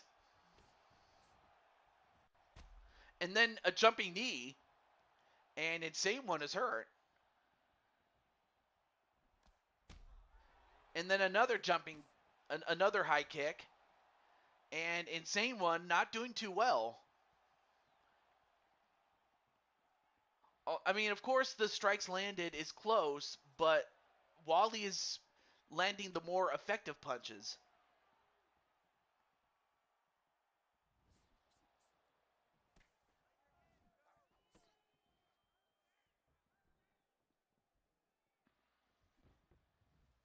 Oh, went for a high kick but missed.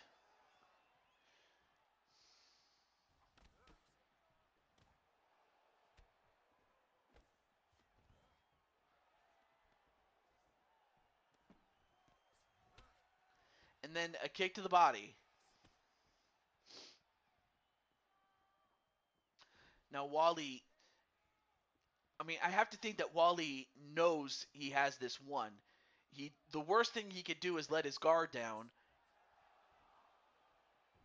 You know, you have to keep your hands up at all times though. And that's exactly what he's doing. And another high kick, and he connects on that one. Although that time he left his guard down a little bit.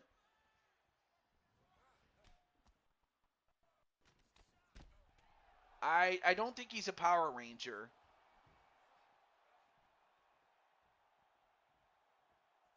In fact, I don't think I ever recall a Leprechaun ever being a Power Ranger, though. There might have been Leprechauns in the series, but I don't recall a Power Ranger based on that.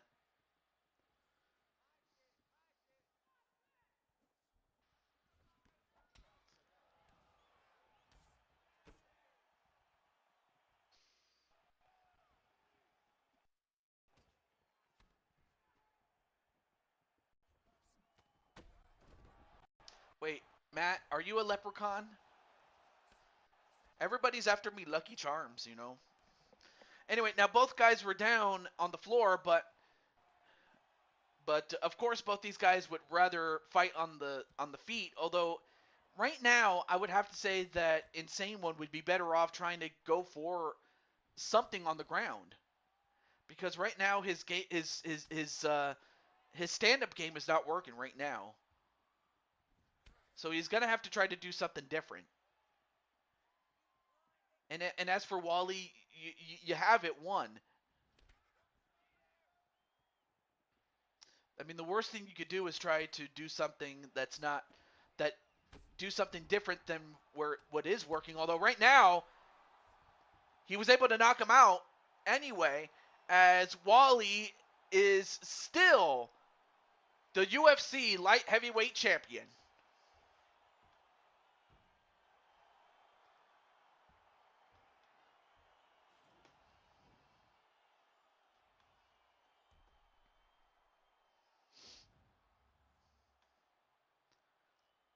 Look at this. Boom! A straight right hand that drops him, and then he finishes it up with a couple of lefts, and then the referee has to stop him.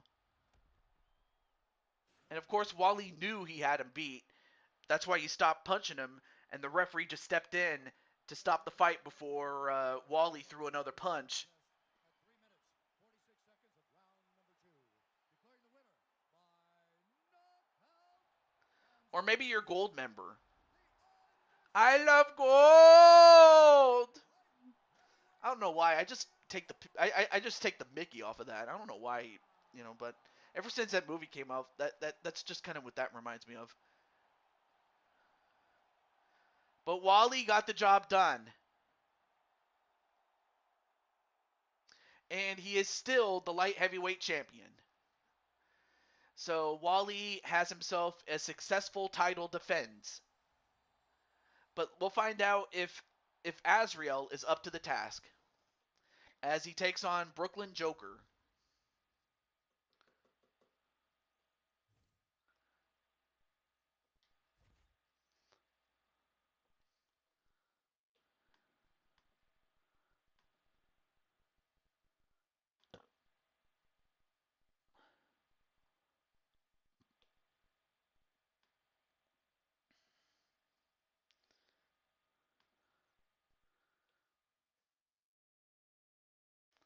All right, let me get Mr. Azrael.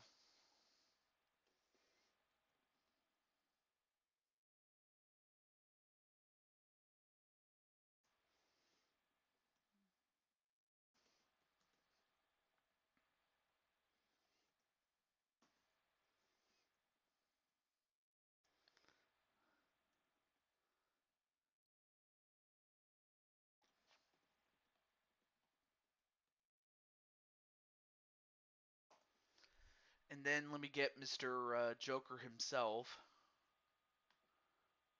Oh, there's Joker. Never mind, I got him. All right.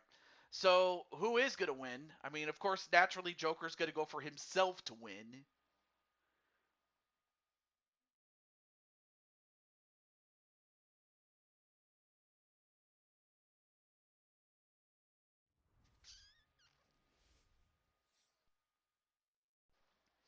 Oh, of course, Azrael does have himself a sponsorship for Strikeforce. As much as Joker has a gold chain on his neck. But who is going to win this one? As Azrael is defending the men's open weight championship.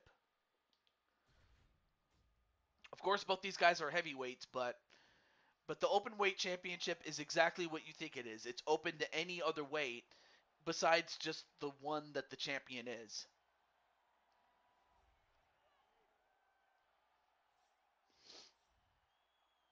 And of course, Brooklyn is from Brooklyn, New York.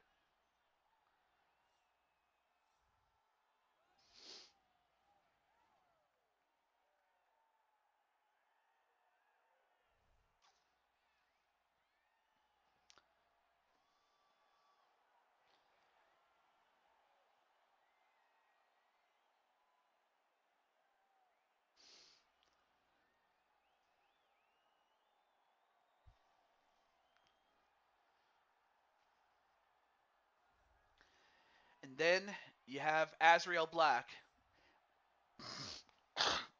Excuse me.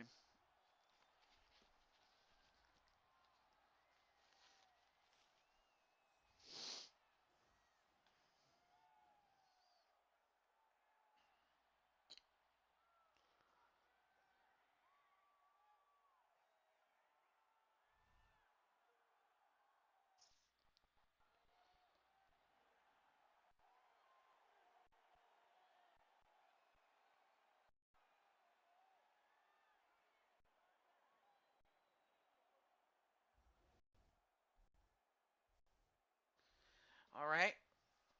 So Joker is younger. He's got the height and the reach, but the weight goes to Azrael. Ladies and But here's the gentlemen, announcement from this Bruce Buffer. is the main event of the evening. And when the action begins, our referee in charge of the octagon is Herb Dean. And now, this is the moment UFC fans around the world have been waiting for. Live from the sold-out United Center in Chicago, Illinois. It's time! 5 rounds for undisputed UFC Heavyweight Championship of the world. Introducing first, fighting out of the blue corner. This man is a boxer, making his professional debut here tonight. He stands 6 feet 6 inches tall, weighing in at 250 pounds. Fighting out of New York, introducing the challenger, live. And now introducing the champion, fighting out of the red corner. This man is a freestyle fighter, making his professional debut here tonight. He stands 5 feet 10 inches tall, weighing in at 265 pounds. Ladies and gentlemen, presenting the reigning, defending, undisputed UFC Heavyweight Champion of the world, live. All right, this is for the championship. You can give me your instructions in the dressing room. Protect yourself at all times. Follow my instructions. We will have a touch gloves. Let's make it official.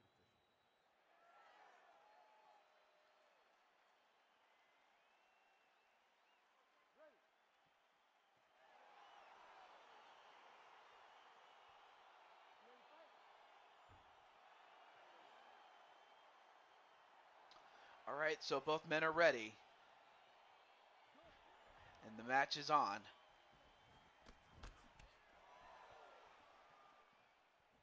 Turn it down a little bit. There we go. Okay.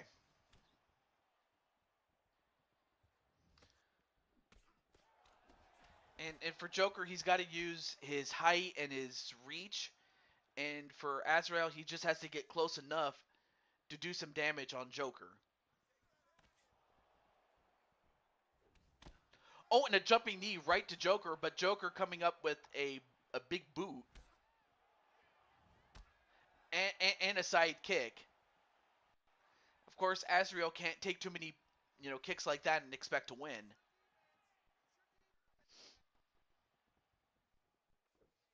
Oh, and a kick that takes down Azrael. Nice knockdown there by Joker. But is Joker going to go?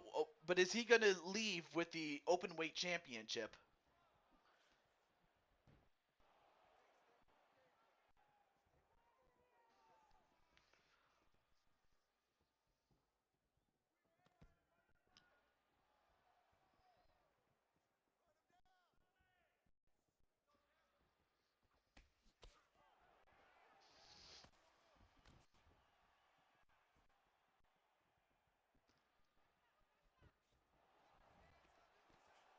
Oh, grabs a leg and gets a couple of free shots on Joker. But Joker using his power. I mean, then again, these guys are separated by 15 pounds, so it's not that much of a difference, especially in the heavyweight division. Although Azrael doing a number, although Azrael just got blasted himself, and another one, and now Joker going to try to finish him off. And he does! It's over! Wow, Joker made quick work, and we have a new champion.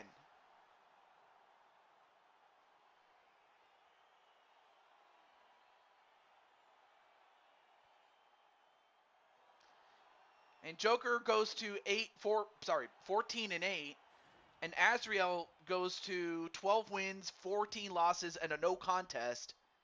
And we have a new men's open weight champion, and his name is Brooklyn Joker.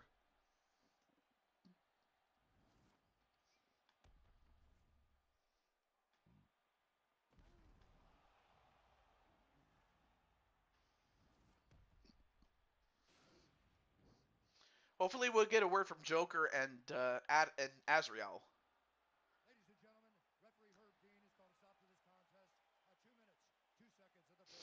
first round. Declaring the winner by knockout and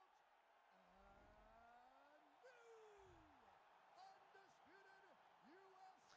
So Brooklyn Joker is the new open weight champion, as Joker has finally become a champion in the UFC. Having chased the championship for so long, and now Brooklyn Joker is the champ. Mm. Yeah. But yes, GG's indeed.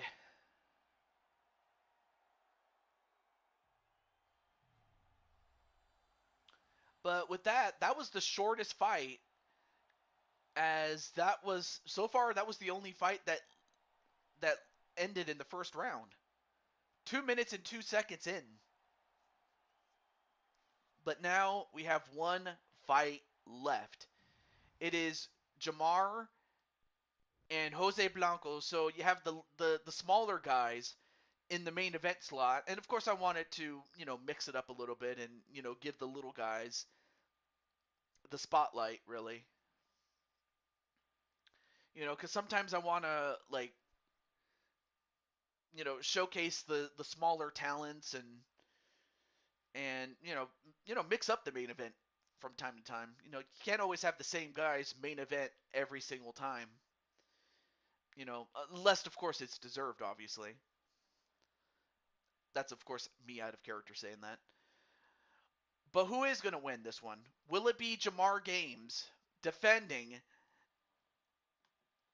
the featherweight championship, the UFC featherweight championship, Or will it be the former champion regaining the title, Jose Blanco? And with that said, let me just let those two guys know that they're up next, including Jamar.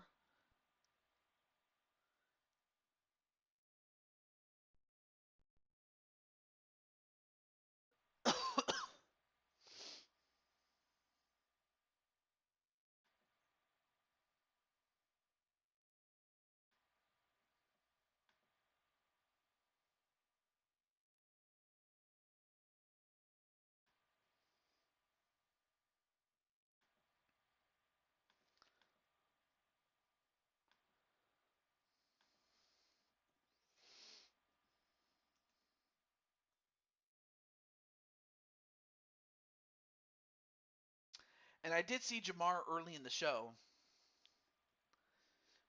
so of course I won't hold that against him though. But just want to let him know that he's up next.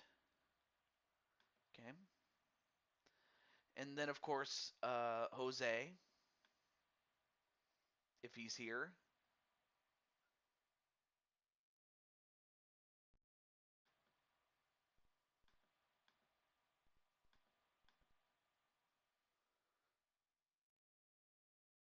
Well, now that Atticus, like, I wasn't, again, the only reason I held off until just now was because, you know, what if Captain Danger had beaten Atticus? Then you would have had to wait, for Captain Danger to get his shot. But no, Atticus did win, so, yep, time to champ everything up. Well, you are the champ, by the way.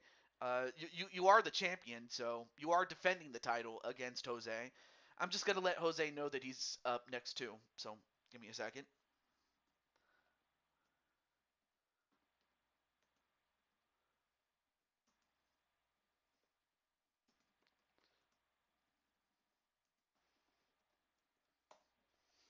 All right, here we go. Oh yeah, let me give him a thumbs up. There we go. So in this case, I'll ask Atticus what he says. Given that it's his title, but hey, if it's one of those situations where Atticus says, "Hey, if you want a shot at my title, you put up your title, and we'll do it," or something like that.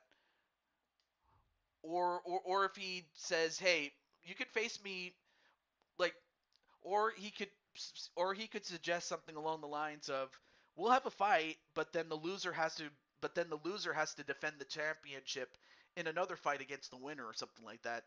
Because he could do that. But again, I'll run it by Atticus. But if he agrees to put the title up, then great. We'll go from there. But yeah, I have to talk to him about it. That's the thing. But we'll see what he says about it. But congratulations. But for now, congratulations, Joker, on becoming the open weight champion. Of course, I have to think that Azrael might want a shot at the title back, or maybe he might decide to go after Atticus too. You never know. I'll also have to talk to him about that as well. Yes, that is true. It's you against Jose, part three.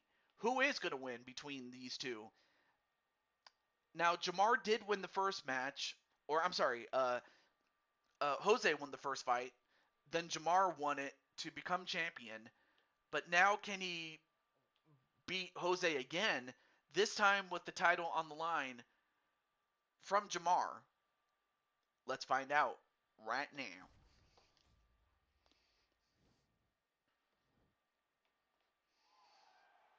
Brooklyn's going to go for Jose to win.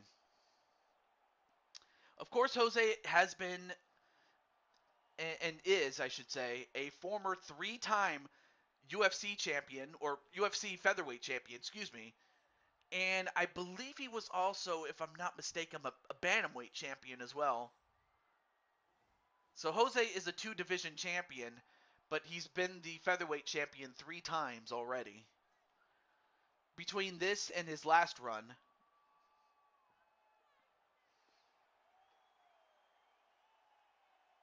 Anyway, there you see Jose. Mm.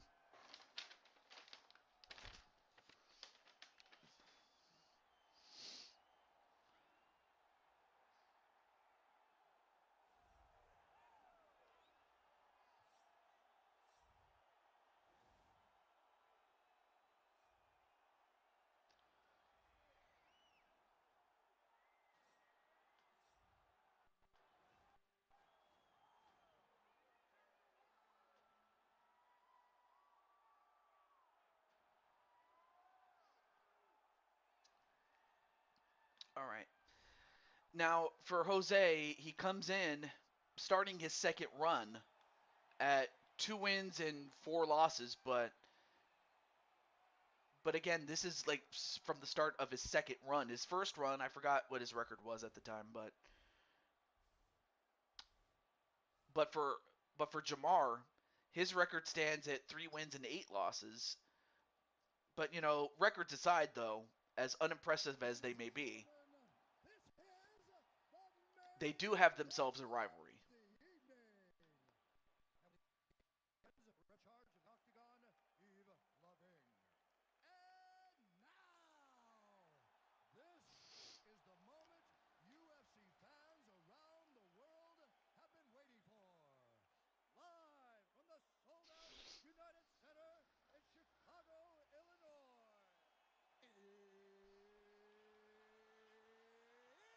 It's time! 5 rounds for the undisputed UFC Featherweight Championship of the world.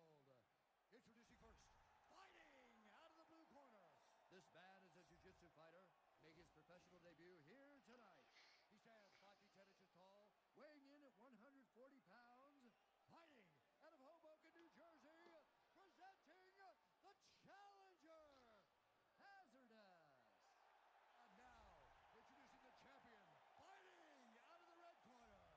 This man is a freestyle fighter, making his professional debut here tonight.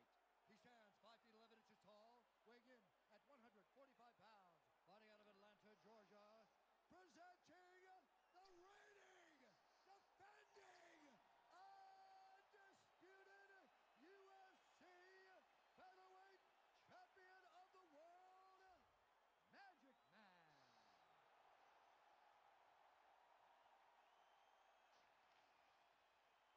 belt on the line, guys. Protect yourself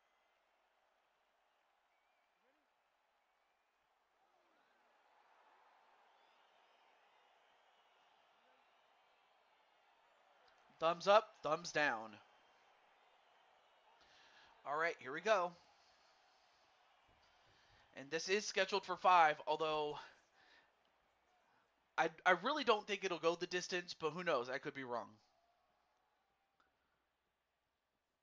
But these two have had quick finishes in the past. So it's going to come down to, you know, like being that these guys are quick, it really will come down to stamina, but also who will have the ability to knock the other out.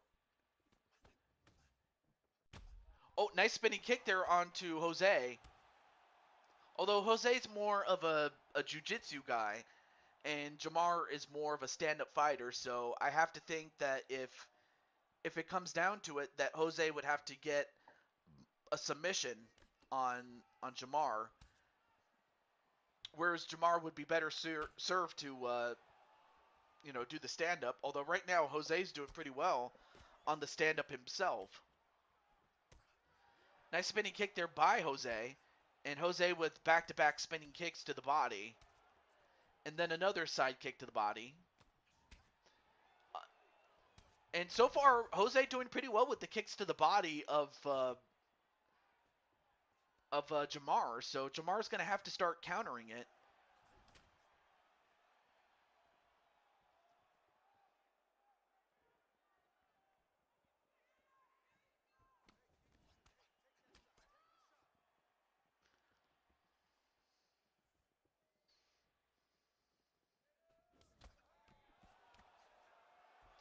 Nice counter punching there by Jamar. And nice use of the kick to keep Jose away.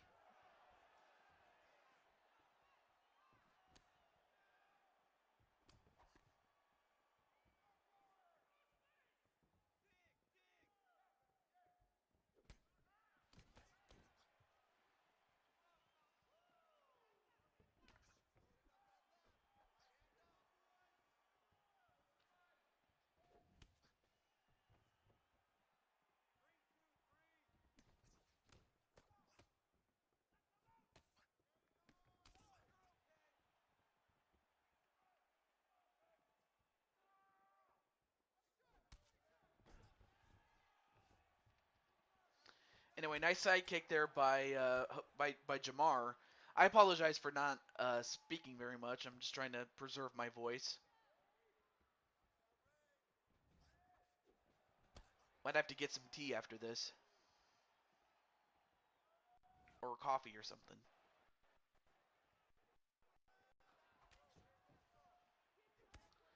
Oh, and a kick that takes down Jose.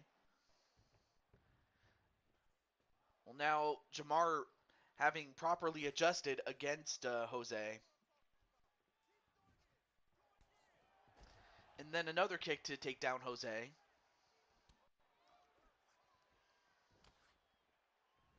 Oh, went for a high kick but missed.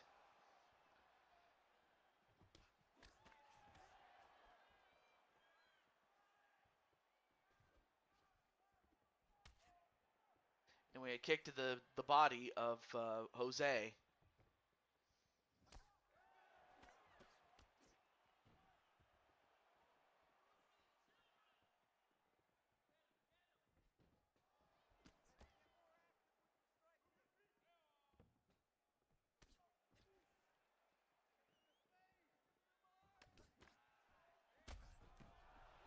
Although now Jamar starting to unload, and Jose had to get his wits about him, but he does. Or Andy does, rather. Excuse me. Now 45 seconds left in the first.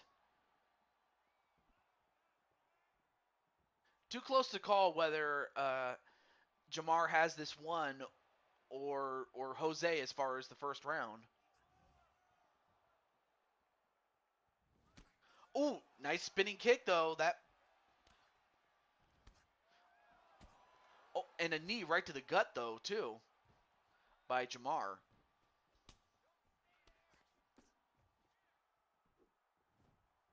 Oh, went for the axe kick but missed.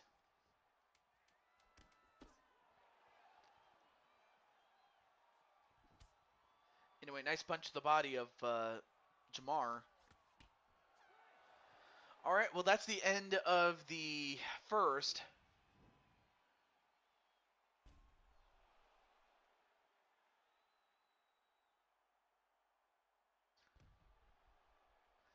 Well, neither man got knocked down as far as I remember it. But there were some of the highlights of Jamar doing a great job.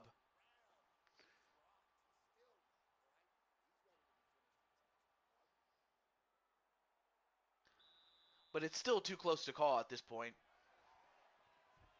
All right. Round number 2. Here we go.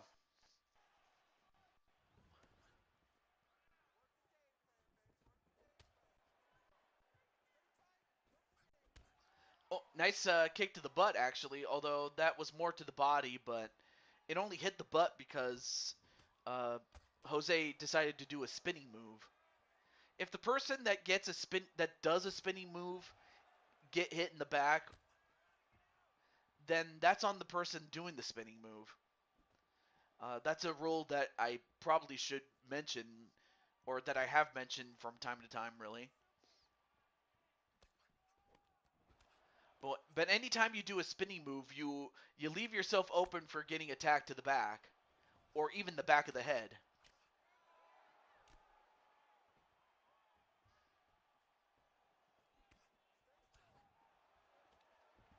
Well, as far as strikes landed, it's close, but Jamar has a slight edge. Although right now Jamar just got a knockdown, so that might have given him the round at this point. But there's still enough of a round for Jose to come back to.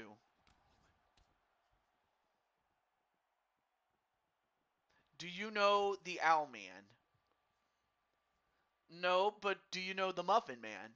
Do you know the Muffin Man, the Muffin Man, the Muffin Man? Do you know the Muffin Man who lives on Drury Lane? But who is the Owlman, though? I mean, what's next? Are you going to tell me that you're the Eggman? I am the Eggman. That's what I am. I am the Eggman. I don't know. I'm just making stuff up, as you can clearly tell. But no, really, who is the Owlman? Is it I'll be there? I'll even type it up just so you know. So yeah, is his name I'll be there? The Owlman, England versus the American Mothman. Oh, the English version of the American Mothman. I mean, what is this? Is this a Marvel character or somebody? Because I've never heard of it.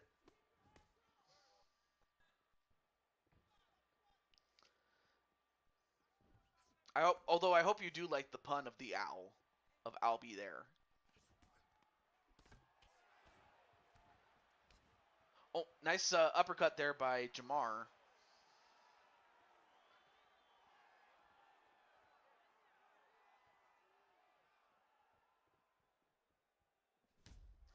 Oh, then a kick to the leg of Jose, and Jose's starting to limp.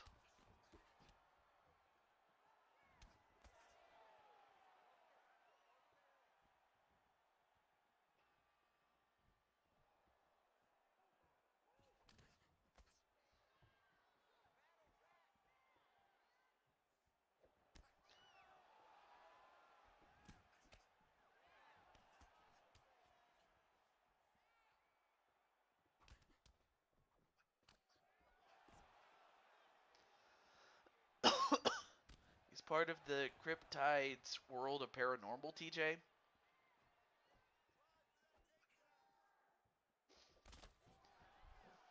That's probably why I don't watch that shit. But hey, I mean, I'm not sure. Is this part of a sci-fi series or something, or something along the lines of like unsolved mysteries or some other documentary or something? That's probably why I don't watch it, so I wouldn't know.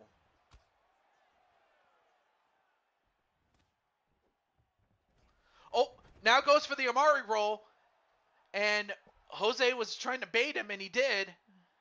Oh, it was. Okay. See, I didn't know that, so I apologize for that. But now Jose's got him in the leg lock. Can he get out of it? Can Jamar?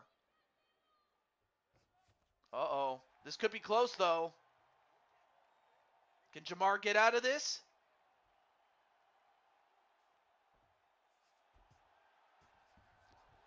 Okay, so he does. He even gets a free kick in the legs of Jose, but I have to think Jose scored some points with that takedown about paranormal stuff. I mean, I know that is a television series in and of itself, but now we're going to go to a round 3.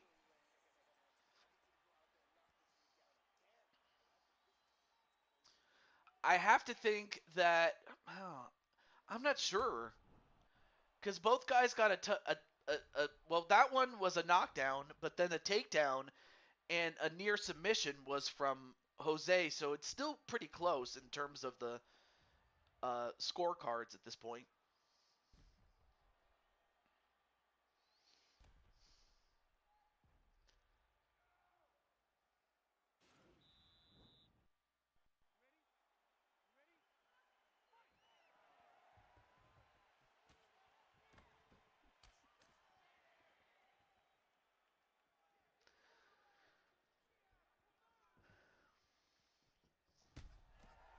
Oh, now Jamar looking to finish off Jose. Oh, and an axe kick that took down Jose, but now, well, now they're on the ground, and if you're Jose, this might be the best course of action or the best place for you to get the win. But now the question is, can you get it from this position? Well, no. Jamar decides to stand it up, feeling he would be better off standing on the feet than staying on the ground and possibly getting caught with a submission.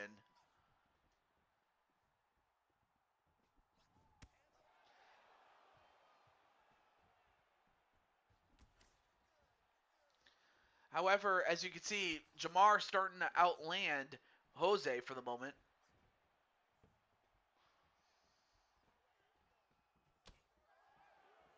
And then another side kick.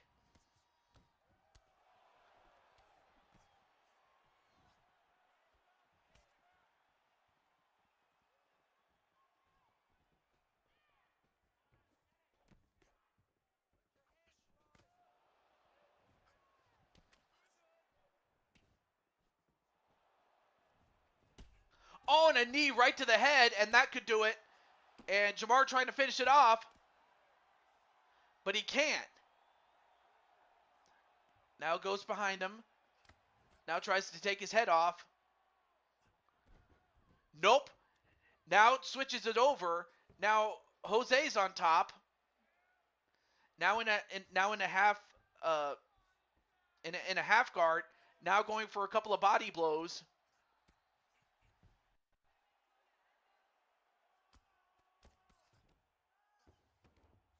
But Jamar manages to escape and get back on the feet.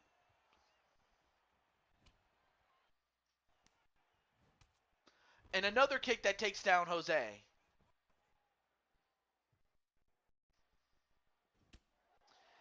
A spinning kick and another Amari roll into a leg lock again.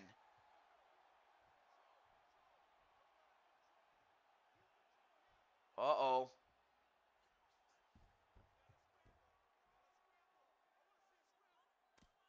And Jamar trying to escape, but can he do it? And Jose trying to beat him, but can he do it? He escapes. But now he's in the mounted position. But Jose escapes as well. And then another kick to the face. I mean, if you're Jose, you got to find a way to fight back.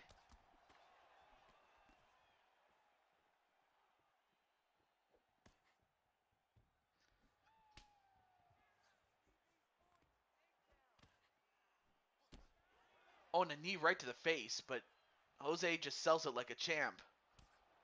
Or just takes it like a champ.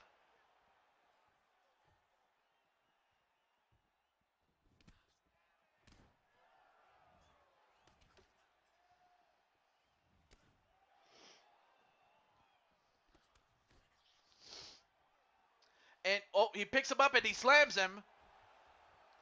Now he's in the side mount. Now in the half guard. Now in the full guard. And now Jose going to try to tee up on him. Gets a couple of punches, but not that much. All right, now both guys are up, but they're up against the fence.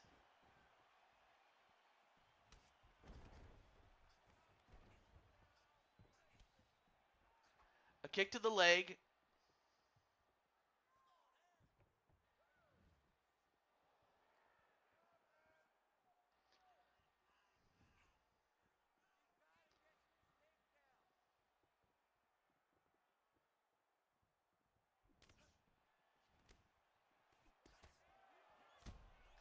And another uppercut onto Jose. And how is Jose still standing up? How does he keep getting up after getting knocked down? And we might go to a... Nope. Got taken down again. And we're going to go to a round 4.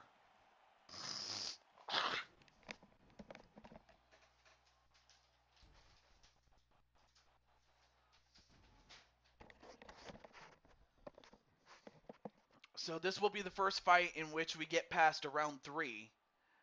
Because all the other fights that got to the end of round 3 made it to decision, but this time we're going to go to a round 4. But at least the main event is lasted at least 4 rounds. Or made it to the 4th round. All right, here we go. But definitely, I will say this though, Jamar has this one. But there's still this round, and then there's still all of round 5 for Jose to turn this thing around. Now Jose trying to fight back, and he definitely got Jamar rocking a little bit. Although he just got rocked himself, and Jamar going for a couple of body blows. Now going into the half guard.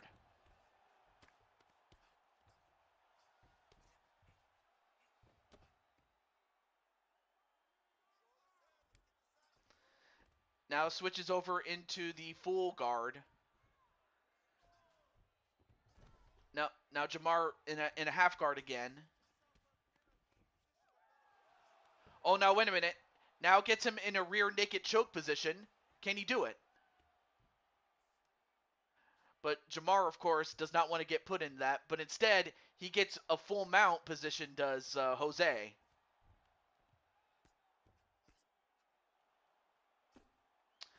That's probably why I didn't know about that. That Owlman was in the DC universe, though. But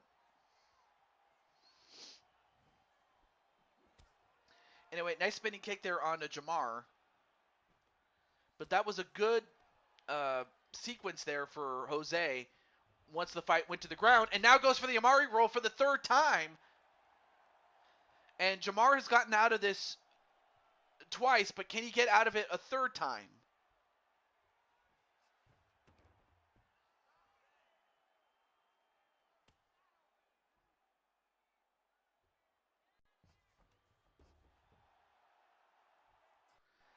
Yes, he does. Now he's on top of Jose.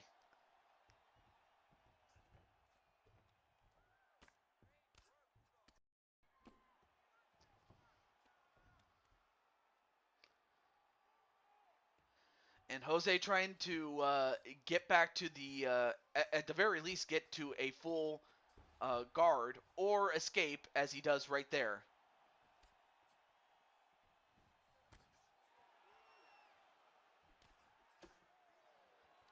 And Jamar just teeing off on him.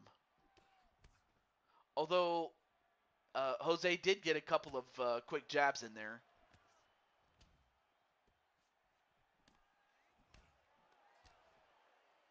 And now Jose trying to fight back. A leg kick.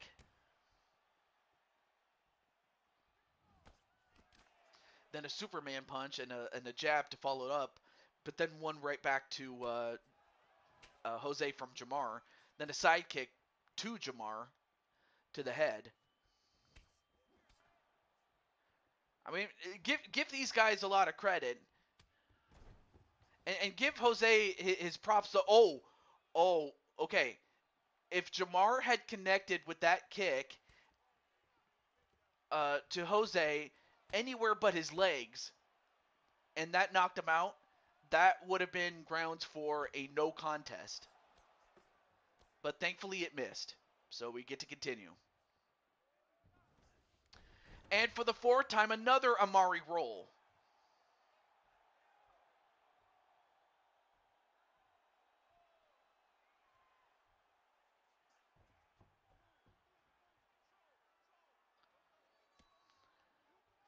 I mean, at this point, it's like Jamar has, conditioned himself to expect that move and know how to get out of it, and he does.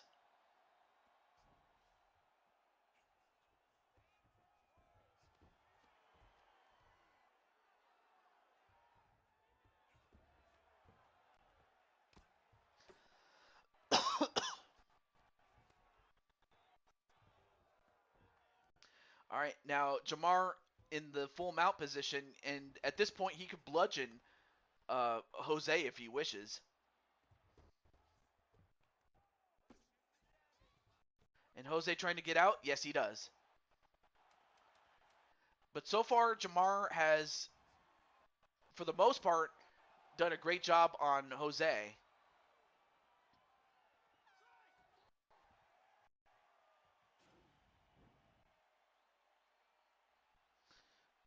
That's interesting. Captain Danger. The Court of Owls. But we're going to go to a round 5. And there is history. There is history on the line. And that is never in the entire history of the UFC series, ever since we started back on UFC 3, have we ever had it go to the judges after the 5th round? It has never happened before, but could it happen here? But either way, this is the final round.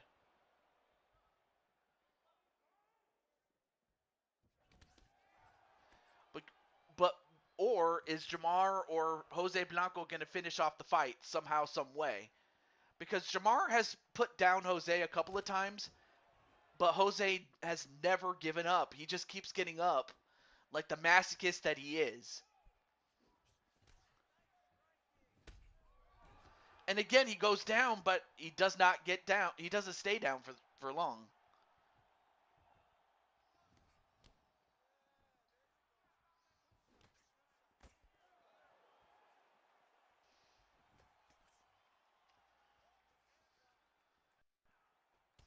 And uh, and a front kick that takes down Jamar.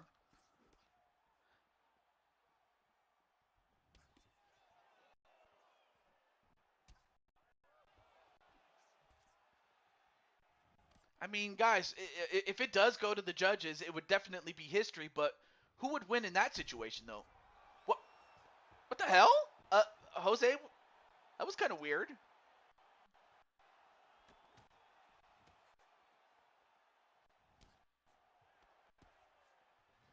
Oh, and another side kick. And now, Jamar going to try to finish him off here, and he does. It's over.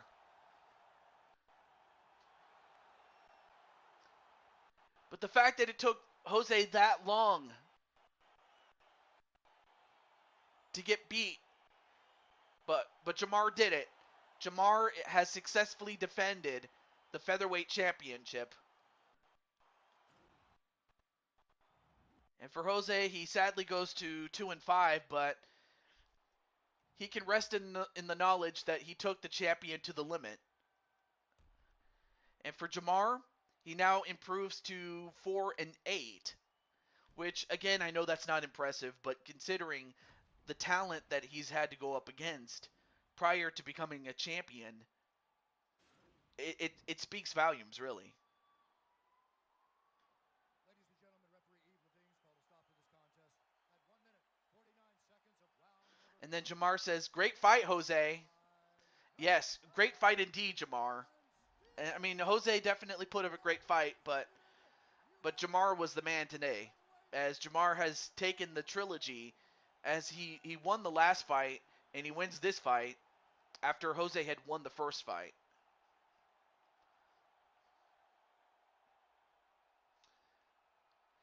In fact, they go to the 5th round, but it doesn't go to the judges.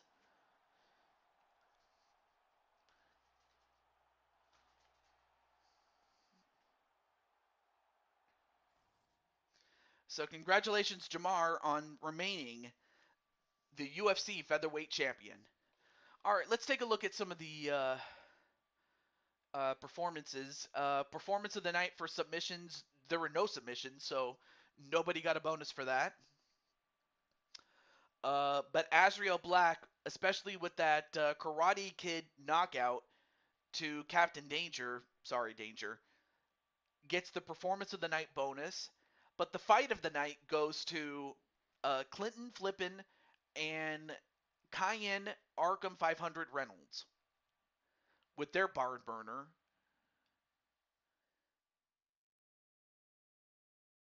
Other notable occurrences involve, Peter Griffin getting a big win in the second round, Diamond Sky overcoming her her mentor, crushing Kelly,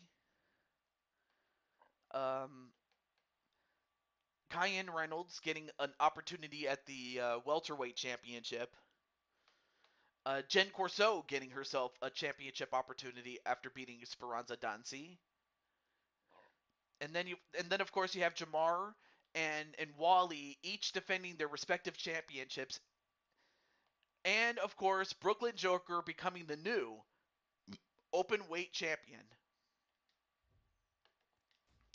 But that's all we're gonna have tonight, and and unfortunately no bonus fights. Is Well, one, we probably would have had it had it not been for the internet crapping out much early in the day.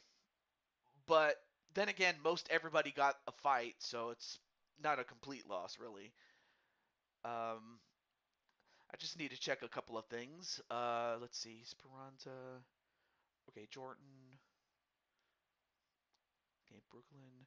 I'm just looking over the people that had a fight that didn't that no showed.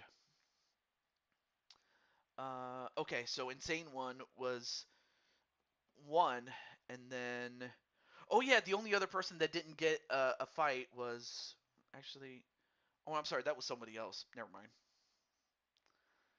Um,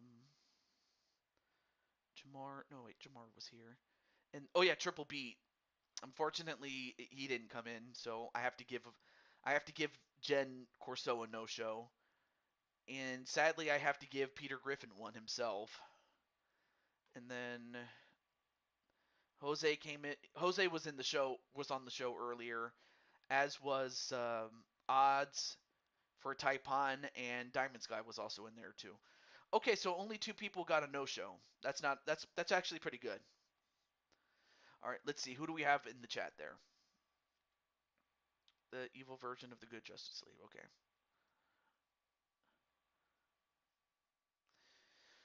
Thank you very much, guys. Thank you very much, Odds and Captain Danger and everybody else that was on the show earlier. And I have to imagine some of everybody else went to bed or something like that. And you know what? I'm gonna get ready for bed myself. So other than that, though, this is the Blue Toad to Jew 22 signing off. And let me check one other thing before I go. Just want to check one thing. I just want to check to see, as far as the UFC series is concerned, really quick, what the last show was. Oh, okay. So every 3 shows that I do is going to be a super show. So you know what? I was going to say next weekend, but next weekend is booked as far as I'm concerned. But for the next weekend after that, we're going to have ourselves a UFC super show. And and among the I can at least confirm 2 fights for the Super Show, and that is the welterweight championship will be on the line between Arkham 500, the challenger, and the champion Clinton Flippin. And the other fight that I can confirm is Jen Corso facing off against Speranza Danzi. So those are the 2 fights I can confirm off the top of my head that will be booked for the Super Show. But from all of us here, this is the Blue Toad signing off. Have a great night. God bless. Stay safe, and do treat each other very kindly, and definitely respect and love each other, as Captain Danger says. Until then, peace. Oh,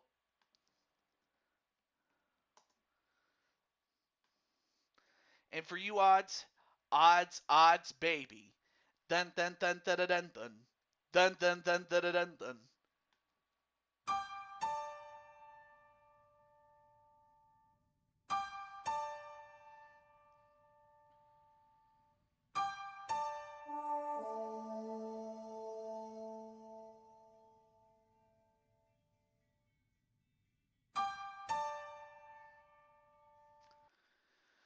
All right. Peace out, everybody.